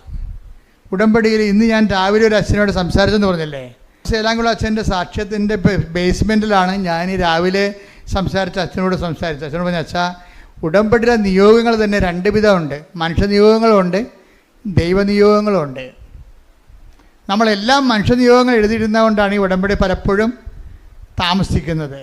അപ്പോൾ ദൈവത്തിന് കൂടി ആ ടേക്കപ്പ് ചെയ്യാനുള്ള കണ്ടൻറ്റ് വൈസ് അതിൻ്റെ അകത്ത് കറക്റ്റാണെങ്കിൽ ഇത് പെട്ടെന്ന് ദൈവത്തിന് നിങ്ങൾ ഉടമ്പടി ഇടുമ്പോൾ അപ്പോൾ തന്നെ ദൈവത്തിന് ഇതുകൊണ്ട് എന്ത് പ്രയോജനം നിങ്ങൾ തന്നെ ചോദിക്കണം നിങ്ങളോട്. മനസ്സിലായില്ലേ? നിങ്ങൾ ILTC പഠനം പുരാടം വിൽക്കണം, എന്ത് കല്യാണം കഴിക്കണം എന്നൊക്കെ പറയുമ്പോഴേ അപ്പോൾ ദൈവത്തിന് ചോദ്യം ചോദിക്കാനുള്ള പൊസിഷൻ ഉണ്ടല്ലോ, ഇതുകൊണ്ട് എന്താണ് സ്വർഗത്തിന് പ്രയോജനമെന്ന്. അപ്പോൾ സീറോ ബെനിഫിറ്റ്സ് ആണെങ്കിൽ പിന്നെ why should God take up your matter? അതാ പ്രശ്നം. അതിനെ ചെക്ക് വെച്ചുകൊണ്ടാണ് അച്ഛൻ എഴുതിയിരിക്കുന്നത്. രണ്ടാമത് അച്ഛൻ നിയോഗം എന്താണെന്നറിയാമോ? വിശ്വാസത്തോടെയും. അപ്പം അച്ഛനല്ലേ എന്നിട്ട് എഴുതിയിരിക്കുന്നത് എന്താണ്? നല്ല വിശ്വാസത്തോടെയും വിശ്വസ്തയോടെയും ജീവിക്കാൻ അനുഗ്രഹിക്കണമെന്ന്. Praise the Lord. അതാണ് അതായത് വിശ്വസ്തത എന്ന് പറയണത് ഇപ്പം നിങ്ങൾ വിവാഹ ജീവിതം നയിക്കുന്ന ആൾക്കാരാണ്. വിവാഹ ജീവിതം നയിക്കുന്ന കഴിഞ്ഞ ദിവസങ്ങളിൽ ഞാനും അലക്സച്ചനും കൂടി ഒരു വീട്ടിൽ പോയി. ഇപ്പം ഞങ്ങളെ കുറേ സഹായിക്കുന്ന ആൾക്കാരാണ്. പ്രത്യേകിച്ച് നമ്മുടെ സ്ഥലങ്ങളൊക്കെ ഒന്ന് നിരത്താനൊക്കെ അങ്ങനെയൊക്കെ കുറേ JCB ഉണ്ട്. 2005 ബന്ധമാണ്. ഇപ്പം മകളെ കല്യാണത്തിൻ്റെ സമയപ്പോൾ കല്യാണത്തിന് വിളിച്ചപ്പോൾ കല്യാണത്തിന് പോകാനൊന്നും പറ്റത്തില്ല. അതുകൊണ്ട് ജസ്റ്റ് സമയം കിട്ടിയപ്പോൾ ആ വീടൊന്ന് പ്രാർത്ഥിക്കാൻ പോയി. അപ്പം ഞാൻ ആ മകളോട് പ്രാർത്ഥിച്ച് കഴിഞ്ഞ് കെട്ടാൻ പോണ പെണ്ണിനോട് അടുത്ത് വിളിച്ചിട്ട് പറഞ്ഞ്, അതായത് ഇതെന്ന് പറയണത് നമുക്ക് ഇപ്പോഴേ എല്ലാ ആൾക്കാർക്കും ഒരു ടൈം കഴിഞ്ഞ് കഴിഞ്ഞാൽ ഇതിൻ്റെ മണവും ഗുണവും മാറണമെങ്കിൽ പണ്ട് കല്യാണത്തിന് മണവും ഗുണവും പറയണമെങ്കിൽ 5 കൊല്ലം എടുക്കും. ഇന്ന് 5 ദിവസം മതി ഇത് മാറാൻ. അത്രയേ ഉള്ളൂ. ടൈം എന്ത് കുറഞ്ഞു. മണവും ഗുണവും എന്നൊക്കെ പറയുന്നത് നാട്ടുകാരുടെ ഭാഷയാണത് കേട്ടോ. അത് നമ്മളെ പിടിച്ചു നിർത്തുന്ന ആകർഷകമായ അട്രാക്റ്റീവ്നെസ്, അതാണ് മണവും ഗുണവും എന്ന് പറയുന്നത്. പണ്ടത്തെ അമ്മാമ്മമാരുടെ ഭാഷ. കല്യാണത്തിന് മണവും ഗുണമൊക്കെ മാറണമെങ്കിൽ പണ്ട് 5 കൊല്ലമൊക്കെ എടുക്കുമായിരുന്നു. ഇപ്പം 5 ദിവസം എടുത്താൽ മതി. അതിൻ്റെ കാരണം എന്താ? അതുകൊണ്ട് തന്നെ ഇത് ഡേഞ്ചറസ് പോയിൻ്റാണ്. പിരിയുന്നവർക്ക് പിരിയാൻ ഒരുപാട് കാരണങ്ങളുണ്ട്. പിരിയാതിരിക്കാൻ ഒറ്റ കാര്യമേ ഉള്ളൂ. എന്താണ്? ക്രിസ്തുവിൻ്റെ നാമത്തിലാണ് ഞാൻ ജീവിത പങ്കാളിയെ സ്വീകരിച്ചിരിക്കുന്നത്. Praise the Lord. ഹല്ലേലൂയ. അപ്പോൾ അവൻ്റെ നാമത്തിലാകുമ്പോൾ വിശ്വസ്തത ഇതിൻ്റെ മെയിൻ സംഭവമാണ്. ഉടമ്പടി വർക്ക് ചെയ്യണത് വിശ്വാസമല്ലേ? നിങ്ങളെ ആൾക്ക് തെറ്റിദ്ധരിച്ചിട്ടാണ്. വിശ്വാസമില്ലാതെ നമ്മൾ ഇവിടം വരെ വരുമോ? ഇനി തിരിച്ചു പോകണത് എന്താണ്? വിശ്വസ്തതയിൽ വളരാനാണ് തിരിച്ചു പോണത്, വിശ്വാസം വളരാനല്ല. നിങ്ങൾ വരണത് വിശ്വാസത്തിൽ ആണ് പോണത് വിശ്വസ്തതയിൽ വളരാനാണ് പോണത്. എന്താണ്? നിങ്ങളെ ഒരാളെ കൂടി ചേർത്തിട്ടുണ്ട്. ആരാണ്? ബയലാറ്ററൽ എഗ്രിമെൻ്റാണ്. കർത്താവുമായിട്ട് നിങ്ങൾ ഉഭയകക്ഷി സമ്മതമാണ്. ഇനി നിങ്ങൾ തമ്മിലുള്ള വിശ്വസ്തതയുടെ പോയിൻ്റുണ്ട്. അപ്പോൾ വിശ്വസ്തത എന്ന് പറയേണ്ടത് ഭയങ്കര, അത് എല്ലാ ജീവിതത്തിലും ദൈവവുമായിട്ടുള്ള എല്ലാ കല്യാണത്തിലുള്ള വിശ്വസ്തത എന്താണ്? ദൈവം യോജിപ്പിച്ചത് കൊണ്ടാണ് നമ്മൾ അത് മനുഷ്യൻ വേർപിരിക്കരുതെന്ന് പറയണത്. ദൈവം യോജിപ്പിച്ചത് കൊണ്ടാണ്. ഇപ്പം PR ഉണ്ടാകുന്ന അവിടെ ചെന്നപ്പോൾ അമേരിക്കയിൽ ചെന്ന് പറഞ്ഞ് ഇയാൾക്ക് PR ഇല്ല എന്ന് പറഞ്ഞുകൊണ്ട് അവൾ ഉടനെ അടുത്ത ടിക്കറ്റ് എടുത്ത് നാട്ടിലോട്ട് പോകുന്നു. അവൾക്ക് PR ഇല്ല. PR എന്ന് പറഞ്ഞാൽ ഉടനെ പിരിയണേ ഇതൊക്കെ. അപ്പം നീ എന്തിനാണ് കർത്താവിൻ്റെ തിരുസന്നിധിയിൽ വന്ന് നിന്നത്? ഇയാൾക്ക് PR ഉണ്ട്, അതുകൊണ്ട് കല്യാണം കഴിക്കണം എന്നാണ് പറയണത്. അപ്പം ഇങ്ങനെയുള്ള കാപഠ്യ മുഖങ്ങളുണ്ട്. ഒരു കാര്യം ഞാൻ നിങ്ങളോട് പറഞ്ഞേക്കാം, ഒന്നുറങ്ങിയ നേരം വെളുക്കത്തില്ല. നിങ്ങൾ ദൈവത്തിനെ വഞ്ചിച്ച് സാമ്പത്തികമായ വയറ്റിപ്പിഴപ്പിൻ്റെ പേരിലാണ് വിവാഹിതരായെങ്കിൽ, ഒരു വ്യക്തി ദൈവത്തിനെ അറിഞ്ഞ വ്യക്തി ജീവിക്കുമ്പോഴേ കുറച്ച് പേയ്മെൻ്റ് ഉണ്ട് ഇതിൻ്റെ അകത്ത്. നിങ്ങൾ ഓർക്കരുത്, ഇത് ഈ കുരിശുരൂപം എന്തിനാണ്? ഞാൻ എല്ലാവരും കുരിശുരൂപം വേണ്ട, കുരിശ് മതി എന്നൊക്കെ പറഞ്ഞുകൊണ്ട് കുരിശുരൂപം വേണ്ടെന്നൊക്കെ പറയുമ്പോഴും ഞാൻ എന്താണ് വലിയ കർത്താവിന് ഇങ്ങനെ കുരിശ് തറച്ച് അൾത്താറയിൽ ഇങ്ങനെ അടുപ്പിച്ച് വെച്ചിരിക്കണത് എന്തിനാണ്? പേയ്മെൻ്റാണിത്. ക്രിസ്തുവുമായിട്ട് നിങ്ങൾ മുന്നോട്ട് പോകാൻ ഉദ്ദേശിക്കുന്നുണ്ടെങ്കിൽ ആ യാത്ര ആലപ്പുഴ വരെയല്ല, അതെവിടെയാണ്? നിത്യത വരെയാണ്. നിത്യത വരെയുള്ള യാത്രയ്ക്ക് പേയ്മെൻ്റ് ഉണ്ടെന്നാണ് ഈശോ പറഞ്ഞത്. ചില പ്രയാസങ്ങളും ചില പീഡാസഹനങ്ങളും ഈ ജീവിതത്തിൽ വരുമ്പോഴേ ക്രിസ്തുവിൻ്റെ നാമത്തിലെടുക്കുന്നതാണ് വിശ്വസ്തത എന്ന് പറയുന്നത്. വിശ്വസ്തത എന്ന് പറയുന്നത് എന്താണ്? നിങ്ങൾ അങ്ങോട്ടും ഇങ്ങോട്ടും എടുക്കുന്ന വിശ്വസ്തതയല്ല. നിങ്ങൾ വ്യക്തികൾ തമ്മിൽ അങ്ങോട്ടും ഇങ്ങോട്ടും കാണിക്കുന്ന വിശ്വസ്തതയല്ല. മറിച്ച് എന്താണ്? നിങ്ങൾ ദൈവത്തിൻ്റെ മുമ്പിൽ ദൈവത്തിൻ്റെ നാമത്തിലെടുത്തിട്ടുള്ളത് കൊണ്ടാണ് വിശ്വസ്തത എന്ന് പറയണത്. അതുകൊണ്ട് ദൈവത്തിൻ്റെ നാമം എന്ന് പറയുമ്പോൾ നിങ്ങൾ നിത്യത വരെയാണ് സംരക്ഷിക്കുന്നത്. നിത്യത വരെയാണ് സംരക്ഷിക്കുന്നത്. നിങ്ങളൊരു കൊച്ചു ജനിച്ച് കഴിയുമ്പോൾ നിങ്ങൾ കണ്ണീരോടെ അതിൻ്റെ ജ്ഞാനസ്ഥാന സമയത്ത് മുട്ടുകുത്തി കർത്താവിനോട് പറയണം, ഈ കുഞ്ഞിനെ വളർത്തി പുണ്യവതിയാക്കി പുണ്യവാനാക്കി വിവാഹം കഴിപ്പിക്കാൻ വേണ്ടി അൾത്താറെ വരുമ്പോൾ അന്ന് ഞങ്ങൾ രണ്ടുപേരും കർത്താവിൻ്റെ മുമ്പിൽ ഒരുമിച്ചുണ്ടാകണമെന്ന്. മനസ്സിലായില്ലേ? കർത്താവ് ഇവിടെ വരുമ്പോൾ അപ്പനെ കാണാനില്ല, അപ്പൻ ഡൈവേഴ്സിലാണ്. അമ്മയെ കാണാനില്ല, അമ്മ ഡൈവേഴ്സിലാണ്. വേറെ ഒരുത്തരും ഇവിടെ പൊറുക്കുകയാണ്. അങ്ങനെ വന്നു കഴിഞ്ഞാൽ പിന്നെ നിങ്ങൾക്ക് എന്തെങ്കിലും അൾത്താറെ വരാൻ കാര്യം? നിങ്ങൾ ഓരോരുത്തരുടെ കൂടെ കെട്ടിയവൻ്റെ കൂടെ പൊറുക്കാതെ അവനിലുണ്ടായ കുഞ്ഞിനെ കല്യാണം കഴിപ്പിക്കാൻ വേണ്ടി നീ ഇങ്ങനെ ഉടുത്ത് കെട്ടി മേക്കപ്പൊക്കെ ചെയ്തുകൊണ്ട് വന്നിട്ട് നിൻ്റെ കൂടെ കർത്താവിൻ്റെ കൂടെ വിശ്വസ്തയോടെ നീ ഏറ്റെടുത്ത ജീവിത പങ്കാളി നിൻ്റെ കൂടെ ഒരുമിച്ച് ജീവിക്കണില്ല എന്നുണ്ടെങ്കിൽ പിന്നെ നിനക്ക് എന്ത് റൈറ്റാണ് കർത്താവിന് മുമ്പിൽ വന്നത്? നീയാ ജീവിച്ച് വഴിപിഴച്ച് 2-4 കഴിയതിന് ശേഷം നിൻ്റെ മകളെ കർത്താവിന് വീണ്ടും പിഴപ്പിക്കാൻ വേണ്ടിയാണ് നീ പിശാച വരണത്. ഇത് ഒരു നടക്ക് പോകത്തില്ല. നിങ്ങളോട് പലരും പല രീതിയിൽ പറയും, അതൊക്കെ കുഴപ്പമൊന്നുമില്ല. ഈ കാലത്തിൻ്റെ ഒപ്പം അനുസരിച്ച് പോകും. മനുഷ്യന് ജീവിതമാണ് വലുത്, ഒരു ജീവിതമേ ഉള്ളെന്നൊക്കെ പറയും. ഓർക്കുക, ഇതൊക്കെ ഇങ്ങനെയുള്ള പഴം വർത്തമാനങ്ങൾ, ഒരു ജീവിതമേ ഉള്ളെന്നും പറഞ്ഞുകൊണ്ട് എന്തുമാത്രം പേരുടെ നിത്യജീവിതം പിശാച് അവതാളത്തിലാക്കിയിട്ടുണ്ടെന്ന് അറിയാമോ? ഒരു ജീവിതമേ ഉള്ളൂ എന്നും പറഞ്ഞുകൊണ്ട് പിശാച് ഈ എത്രയോ മനുഷ്യരുടെ നിത്യജീവിതം അപതാളത്തിലാക്കിയിട്ടുള്ളതെന്നുള്ളത് വിവേചിച്ച് മനസ്സിലാക്കണമെങ്കിൽ കുറഞ്ഞ പക്ഷം ഒരു മിനിമം ഹോളി സ്പിരിറ്റ് വേണം. അതുകൊണ്ടാണ് അച്ഛൻ എഴുതിയിരിക്കുന്നത്, എനിക്ക് പരിശുദ്ധാത്മ നൽകണമേ, നിറക്കണമേ, നിലനിർത്തണമേ എന്ന് പ്രാർത്ഥിക്കുന്നത്. കാര്യം ഒരു ജീവിതമേ ഉള്ളൂ എന്ന് നമ്മൾ പറയുന്നത് ആരാണ്? കർത്താവ് പണ്ട് ഒരു അന്ധനെ സുഖപ്പെടുത്തിയില്ലേ? അത് വായിച്ചോളൂ, മർക്കോസിന്റെ സുവിശേഷത്തിൽ 8:22. ശ്രുതികട്ടെ ഹല്ലേലൂയ ഹല്ലേലൂയ ഹല്ലേലൂയ ഹല്ലേലൂയ. യേശുവേ നന്ദി. ഹല്ലേലൂയ ഹല്ലേലൂയ ഹല്ലേലൂയ ഹല്ലേലൂയ ഹല്ലേലൂയ. യേശുവേ സ്തുതി. ഹല്ലേലൂയ. മർക്കോസ് 8:22, 23, 24, 25, 26 വായിച്ച് ശ്രുതികട്ടെ ഹല്ലേലൂയ ഹല്ലേലൂയ ഹല്ലേലൂയ. പിന്നീട് അവൻ ബെത്സയിദയിലെത്തി. കുറെ പേർ ഒരു അന്ധനെ കണ്ണുകാണാൻ മനുഷ്യനെ അന്ധനെ അവന്റെ അടുത്ത് കൊണ്ടുവന്ന് അവനെ സ്പർശിക്കണമെന്ന് യേശുവിനോട് അപേക്ഷിച്ചു. അവൻ അന്ധനെ കൈക്ക് പിടിച്ച് ഗ്രാമത്തിന് വെളിയിലേക്ക് കൊണ്ടുപോയി അവന്റെ കണ്ണുകളിൽ തുപ്പിയ ശേഷം അവന്റെ മേൽ കൈകൾ വെച്ചുകൊണ്ട് ചോദിച്ചു, നീ എന്തെങ്കിലും കാണുന്നുണ്ടോ? നോക്കിയിട്ട് അവൻ പറഞ്ഞു, ഞാൻ മനുഷ്യരെ കാണുന്നുണ്ട്. അവർ മരങ്ങളെ പോലെ നടക്കുന്നതായും കാണുന്നു. യേശു വീണ്ടും അവന്റെ കണ്ണുകളിൽ കൈകൾ വെച്ചു. അവൻ സൂക്ഷിച്ചു നോക്കി. കാഴ്ച തിരിച്ചു കിട്ടുകയും ചെയ്തു. അവൻ എല്ലാ വസ്തുക്കളും വ്യക്തമായി കണ്ടു. ഗ്രാമത്തിൽ പ്രവേശിക്കുക പോലും ചെയ്യരുത് എന്ന് പറഞ്ഞ് യേശു അവനെ വീട്ടിലേക്ക് അയച്ചു. കണ്ട എന്താ വിഷയം? ഇവിടെ അവസാനം പറഞ്ഞിരിക്കുന്നത് എന്താ? ഗ്രാമത്തിൽ ഇലവരാദികളുണ്ടല്ലേ അവിടെ. ദൈവത്തിൻ്റെ കൃപയിൽ വന്ന് നീ കർത്താവിൻ്റെ ഒരു അനുഗ്രഹം പ്രാപിച്ചു കഴിഞ്ഞാൽ പലപ്പോഴും ആ അനുഗ്രഹത്തിനെതിരെ സംസാരിക്കുന്ന ഒരു വീട്ടിലും ഉണ്ടാകും, അതുപോലെ തന്നെ നാട്ടിലും ഉണ്ടാകും. ചിലർ പറയും ഇത് പ്രാർത്ഥിച്ചില്ലേലും നടക്കുമായിരുന്നു. അതാണ് ഗ്രാമം എന്ന് പറയണത്. മനസ്സിലായോ?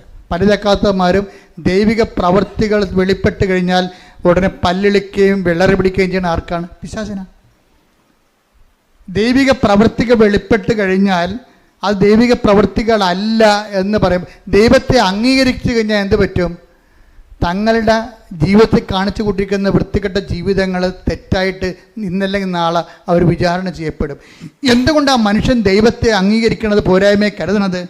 ഒന്ന്, അവൻ തന്നെയാണ് ദൈവം എന്ന് പറയുമ്പോഴാണല്ലോ പോരായ്മ. രണ്ടാമത്തെ കാര്യം അതല്ല, ദൈവം ഉണ്ടെന്ന് മനസ്സിലാക്കി കഴിഞ്ഞാൽ അവന് പേടിയാണ്. എന്താ കാര്യം? അവൻ ചെയ്തതെല്ലാം വെളിപ്പെടും. കുറച്ച് പേരുടെ കാര്യങ്ങൾ കുറച്ച് കഴിഞ്ഞേ വെളിപ്പെടുത്തുള്ളൂ എന്ന് പറഞ്ഞില്ലേ?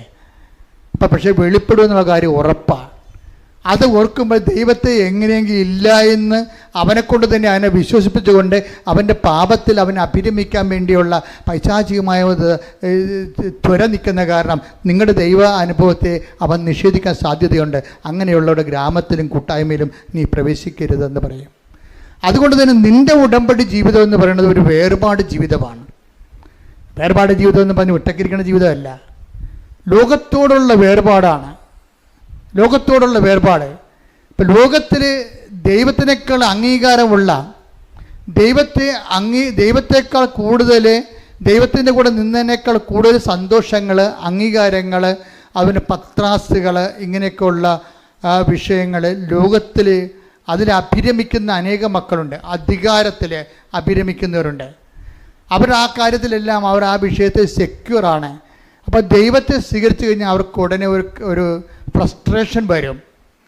അതുകൊണ്ട് തന്നെ ദൈവത്തെ ഇവർ തള്ളി മാറ്റുകയും ദൈവികമായ കാര്യങ്ങൾ കേൾക്കുമ്പോൾ തലതിരിക്കുകയും റേഡിയോ മൊബൈൽ ഓഫ് ചെയ്യുകയും അങ്ങനെ നിങ്ങളെ നിഷേധിക്കുകയും അങ്ങനെ പല ഗ്രാമങ്ങളിൽ അങ്ങനെ പല അതാണ് 26 8:26 മർക്കോസ് 8:26 ഗ്രാമത്തിൽ പ്രവേശിക്കുക പോലും ചെയ്യരുത് എന്ന് പറഞ്ഞ് ഗ്രാമത്തിൽ പ്രവേശിക്കുക പോലും ചെയ്യരുത് എന്ന് പറഞ്ഞ് യേശു അവനെ വീട്ടിലേക്ക് അയച്ചു.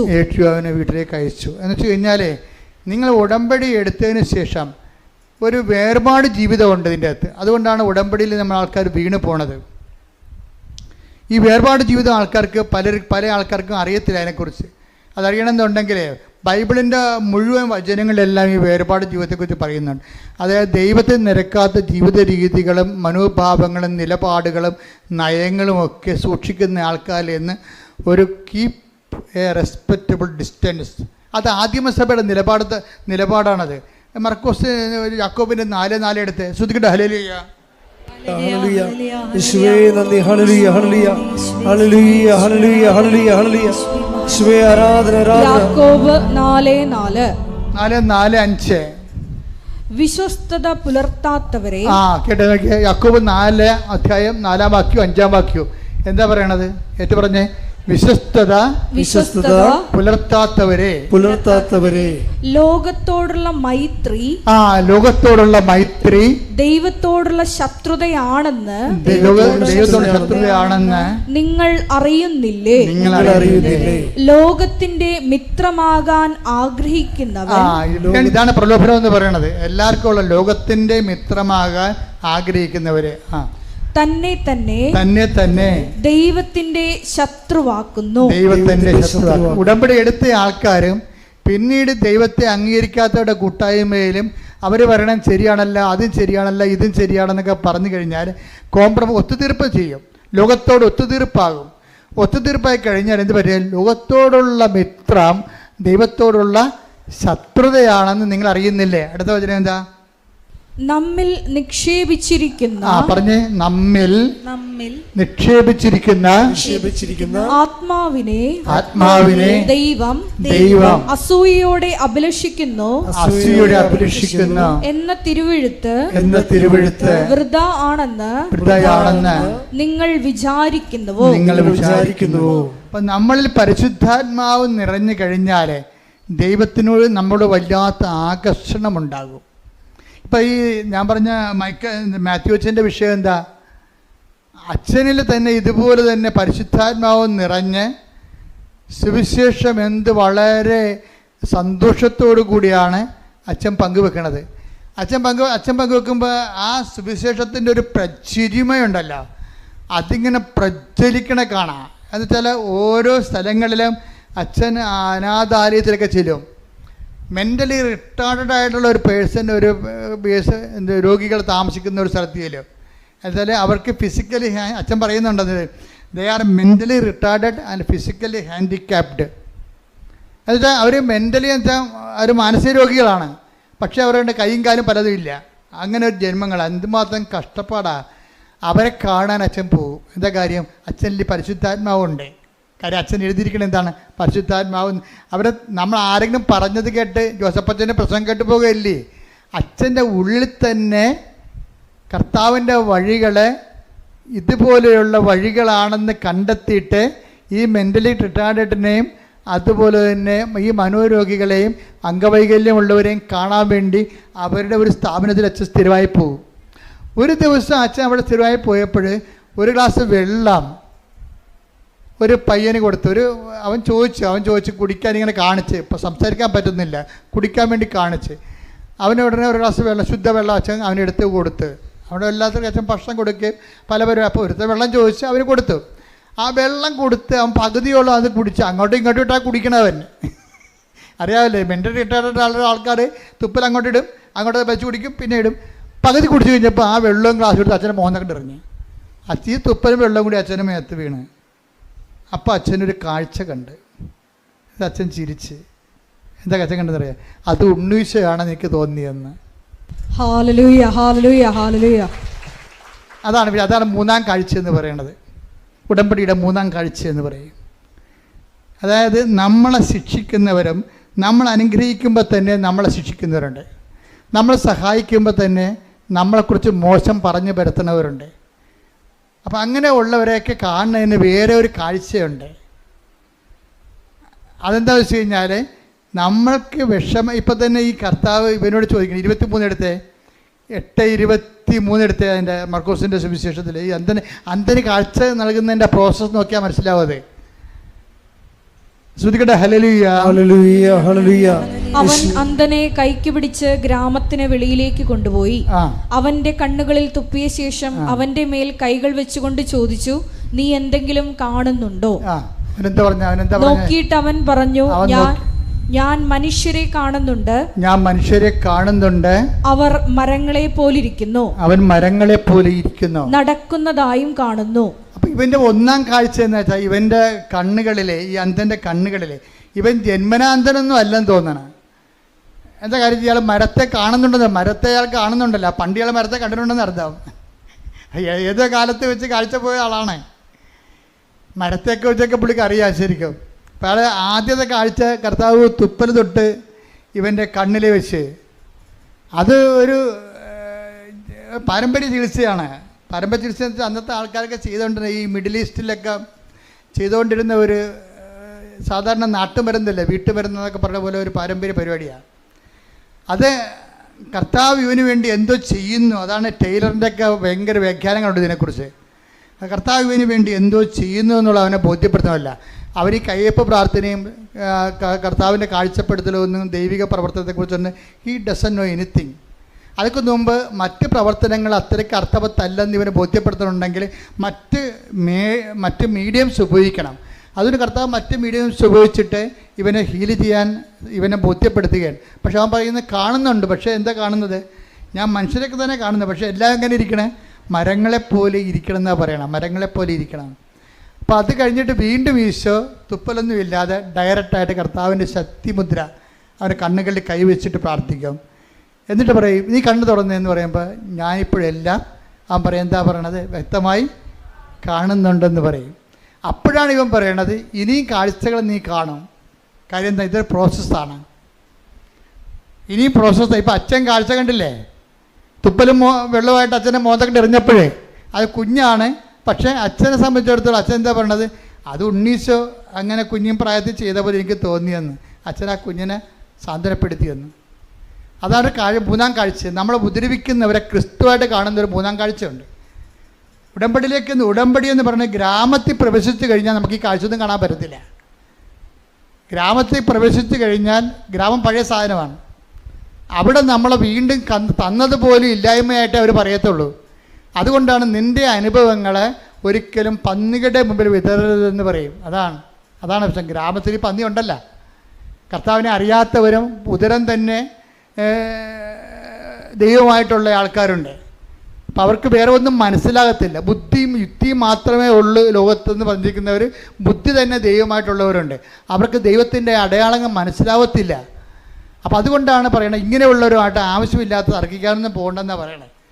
എന്താ കാര്യം, നീയും നിൻ്റെ ദൈവവും ദൈവാനുഭവങ്ങളും അതേക്കുറിച്ച് നിനക്ക് ബോധ്യം കിട്ടിയിട്ടുണ്ടെങ്കിൽ ആ ബോധ്യത്തിൽ നീ എന്താ ചെയ്യേണ്ടത്, വളരണം, ബോധ്യത്തിൽ വളരണം. അപ്പോൾ ഈശോ വളരെ കൃത്യമായ രീതിയിലാണ് പറയുന്നത്. അതായത് നമ്മുടെ വളർച്ച എന്ന് പറയണത് മറ്റ് വ്യക്തികളിലെ, പ്രത്യേകിച്ച് പണ്ട് നമ്മളെ വേദനിപ്പിക്കുകയും നമ്മൾ കേൾക്കുമ്പോൾ വേദനയും ബുദ്ധിമുട്ടും വെറുപ്പും വൈരാഗ്യവും അമർഷവും തോന്നിയിരുന്ന സ്ഥാനത്ത് ദയയും നന്മയും വിശ്വസ്തതയും ആത്മസമയം പോലെ പരിശുദ്ധാത്മാവിൻ്റെ ഫലങ്ങളാൽ പ്രചോദിപ്പിക്കപ്പെടുന്ന ഒരു പെരുമാറ്റ ശൈലി രൂപീകരിച്ച് തോന്നിക്കഴിഞ്ഞാൽ നീ മൂന്നാം കാഴ്ചയിലായി. ഉടമ്പടിയുടെ മൂന്നാം കാഴ്ച അതാണ്. ഗ്രാമത്തിൽ പ്രവേശിക്കരുതെന്ന് പറയുമ്പോഴേ അതിൻ്റെ അർത്ഥം ദൈവത്തിൻ്റെ പക്ഷം ചേർന്ന് ദൈവത്തിൻ്റെ അരൂപിൽ ജീവിക്കണമെന്നാണ്, ജീവിതം തുടരണമെന്നാണ്. അല്ലാതെ 90 ദിവസം കഴിഞ്ഞു ഞാൻ എൻ്റെ ഉടമ്പടി അവസാനിച്ചു ഇനി അച്ഛനെ കണ്ടാൽ മാത്രം മതി എന്ന് പറയരുത്. ഉടമ്പടി അതുക്കും മേലെയാണ്. ശ്രുതിക്കട്ടെ ഹല്ലേലൂയ. ഹല്ലേലൂയ ഹല്ലേലൂയ ഹല്ലേലൂയ ഹല്ലേലൂയ. മഹത്വം മഹത്വം ആരാധന ആരാധന ഹല്ലേലൂയ ഹല്ലേലൂയ. ഈശ്വര ആരാധന ഹല്ലേലൂയ ഹല്ലേലൂയ. മഹത്വം മഹത്വം ആരാധന ആരാധന ഹല്ലേലൂയ. എല്ലാവരും എഴുന്നേൽക്കുക. ഈശ്വര ആരാധന ഹല്ലേലൂയ ഹല്ലേലൂയ. സമാപന പ്രാർത്ഥനയിലേക്ക് പ്രവേശിക്കുകയാണ്. രോഗസൗഖ്യ പ്രാർത്ഥനയും ജീവിത ദുരിത തടസ്സങ്ങൾക്കെതിരെയുള്ള ദൈവിക ശക്തിപ്രാർത്ഥനയുടെ സമയമാണ്. ശ്രുതിക്കട്ടെ ഹല്ലേലൂയ ഹല്ലേലൂയ ഹല്ലേലൂയ ഹല്ലേലൂയ ഹല്ലേലൂയ. ആരാധന മഹത്വം മഹത്വം ആരാധന ആരാധന ഹല്ലേലൂയ ഹല്ലേലൂയ. ആരാധന ഹല്ലേലൂയ ഹല്ലേലൂയ ഹല്ലേലൂയ ഹല്ലേലൂയ. മഹത്വം മഹത്വം ആരാധന ആരാധന ഹല്ലേലൂയ ഹല്ലേലൂയ. ആരാധന ഹല്ലേലൂയ ഹല്ലേലൂയ. യേശുവേ നന്ദി, യേശുവേ ആരാധന ഹല്ലേലൂയ.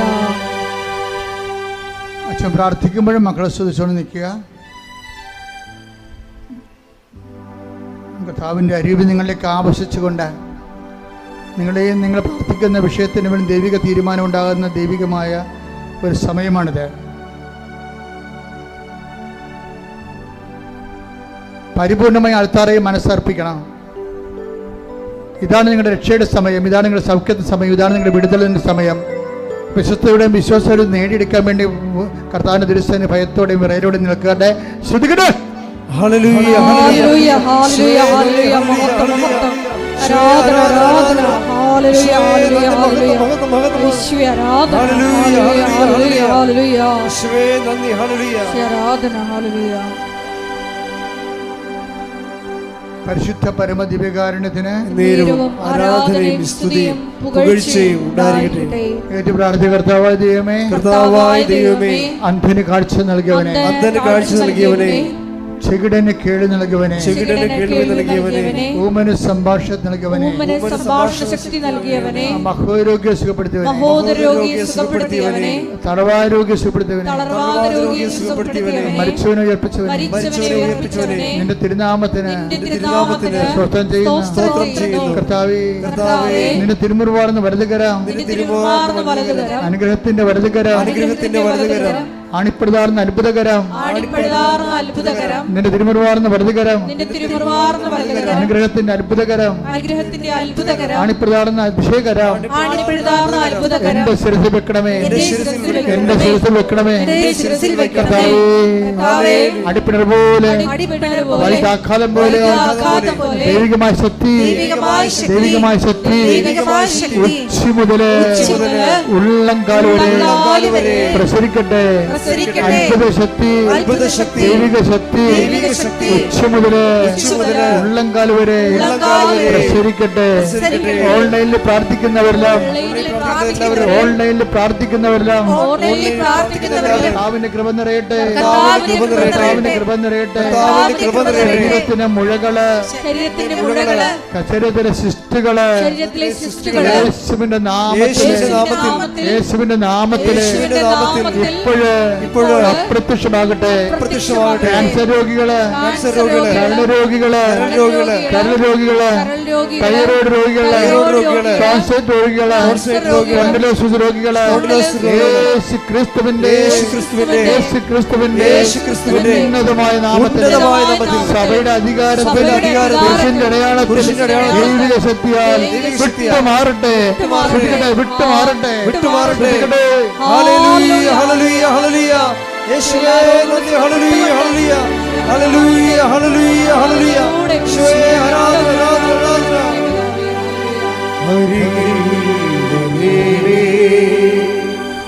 സദയം തുടരേ സുഖമായി എന്നെ അരികിൽ സദയം തുടരേ സുഖമായി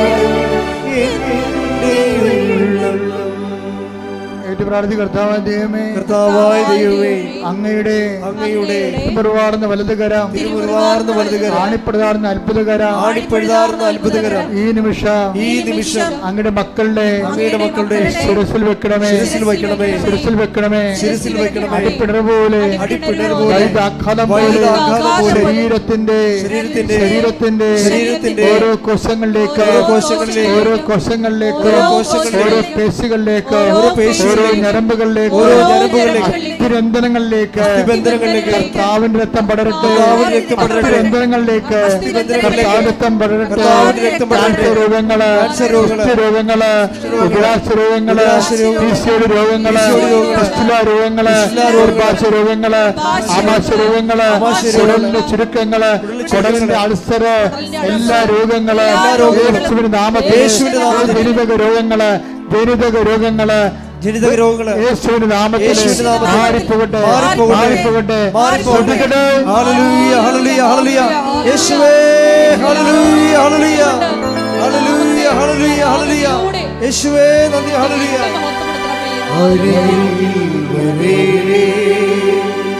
സദയം തുടരേ സുഖമായി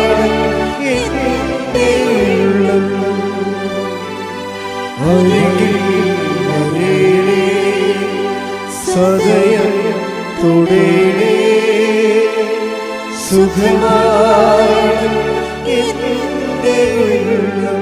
പരിശുദ്ധ പരമ ദിവ്യകാരുണ്യത്തിന് പരിശുദ്ധ പരമ ദിവ്യകാരുണ്യത്തിന്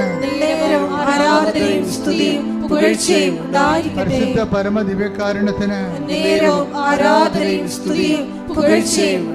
ശിരസ് വെച്ചുകൊണ്ട് സ്തുതിക്കട്ടെ. ഹല്ലേലൂയ, ഹല്ലേലൂയ, ഹല്ലേലൂയ, ഹല്ലേലൂയ. കർത്താവേ, നിന്റെ ഉന്നതമായ നാമത്തിന് സ്വന്തം ചെയ്യുന്നു.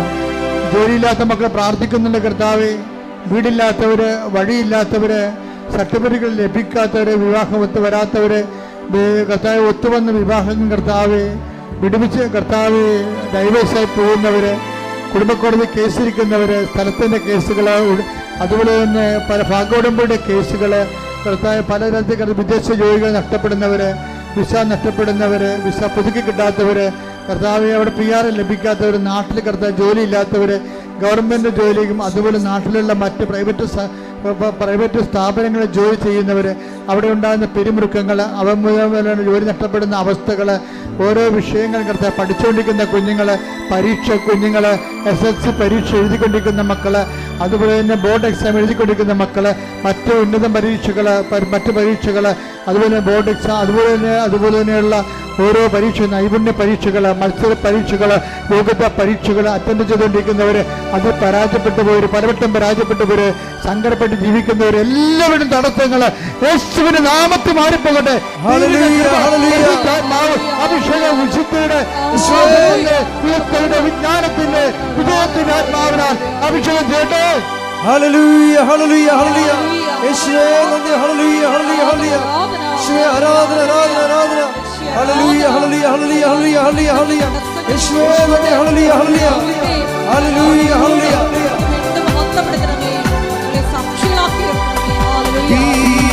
ജ്വാലയാ റൂഹായേ വരേണമേ, ജ്വാലയാ റൂഹായേ വരേണമേ, ആത്മാവിൽ നിറയേണമേ, അഭിഷേകം ചെയ്യണമേ, ആത്മാവിൽ നിറയേണമേ, അഭിഷേകം ചെയ്യണമേ, റൂഹായേ വരേണമേ, അഭിഷേകം ചെയ്യണമേ, റൂഹായേ വരേണമേ, അഭിഷേകം ചെയ്യണമേ. എല്ലാവരും മുട്ടേ നിൽക്കുക.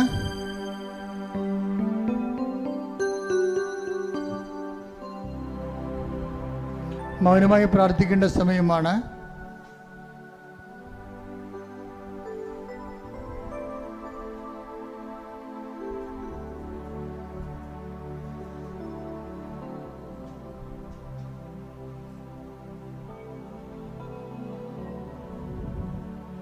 സമാപന ആശീർവാദത്തിന് സമയമാണ്.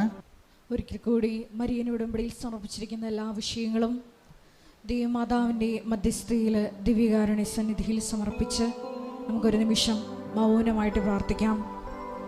കൊളോസസ് 3:10 തിരുവചനം അനുസരിച്ചുകൊണ്ട് പഴയ മനുഷ്യനെ അവൻ്റെ ചെയ്തികളോടുകൂടെ നിഷ്കാസനം ചെയ്ത് സൃഷ്ടാവിൻ്റെ പ്രതിച്ഛായയ്ക്കൊത്തവിധം നവീകരിക്കപ്പെട്ട പുതിയ മനുഷ്യനെ ധരിക്കുവാൻ ഈശോയെ ഈ ആരാധനയിലൂടെ ഞങ്ങൾക്ക് കൃപ നൽകണമേ എന്ന് ഒരു നിമിഷം പ്രാർത്ഥിക്കാം.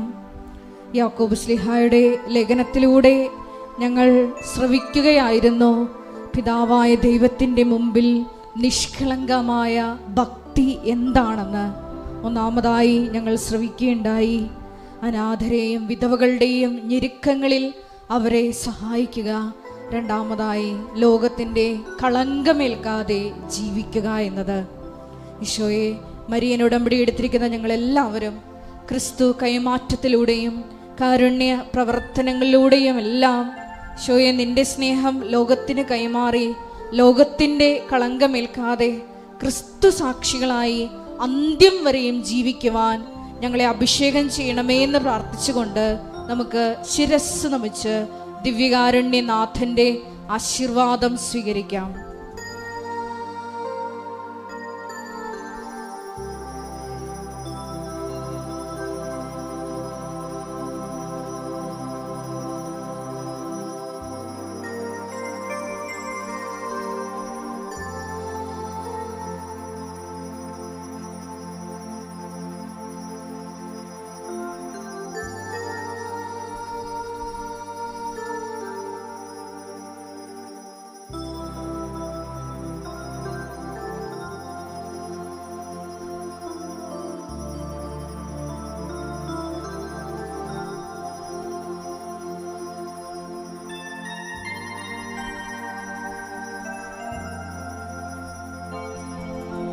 പരിശുദ്ധ പരമ ദിവ്യകാരുണ്യമേ, എന്നുമെന്നും അങ്ങേക്ക് ആരാധന. പരിശുദ്ധ പരമ ദിവ്യകാരുണ്യമേ, എന്നുമെന്നും അങ്ങേക്ക് ആരാധന. പരിശുദ്ധ പരമ ദിവ്യകാരുണ്യമേ, എന്നുമെന്നും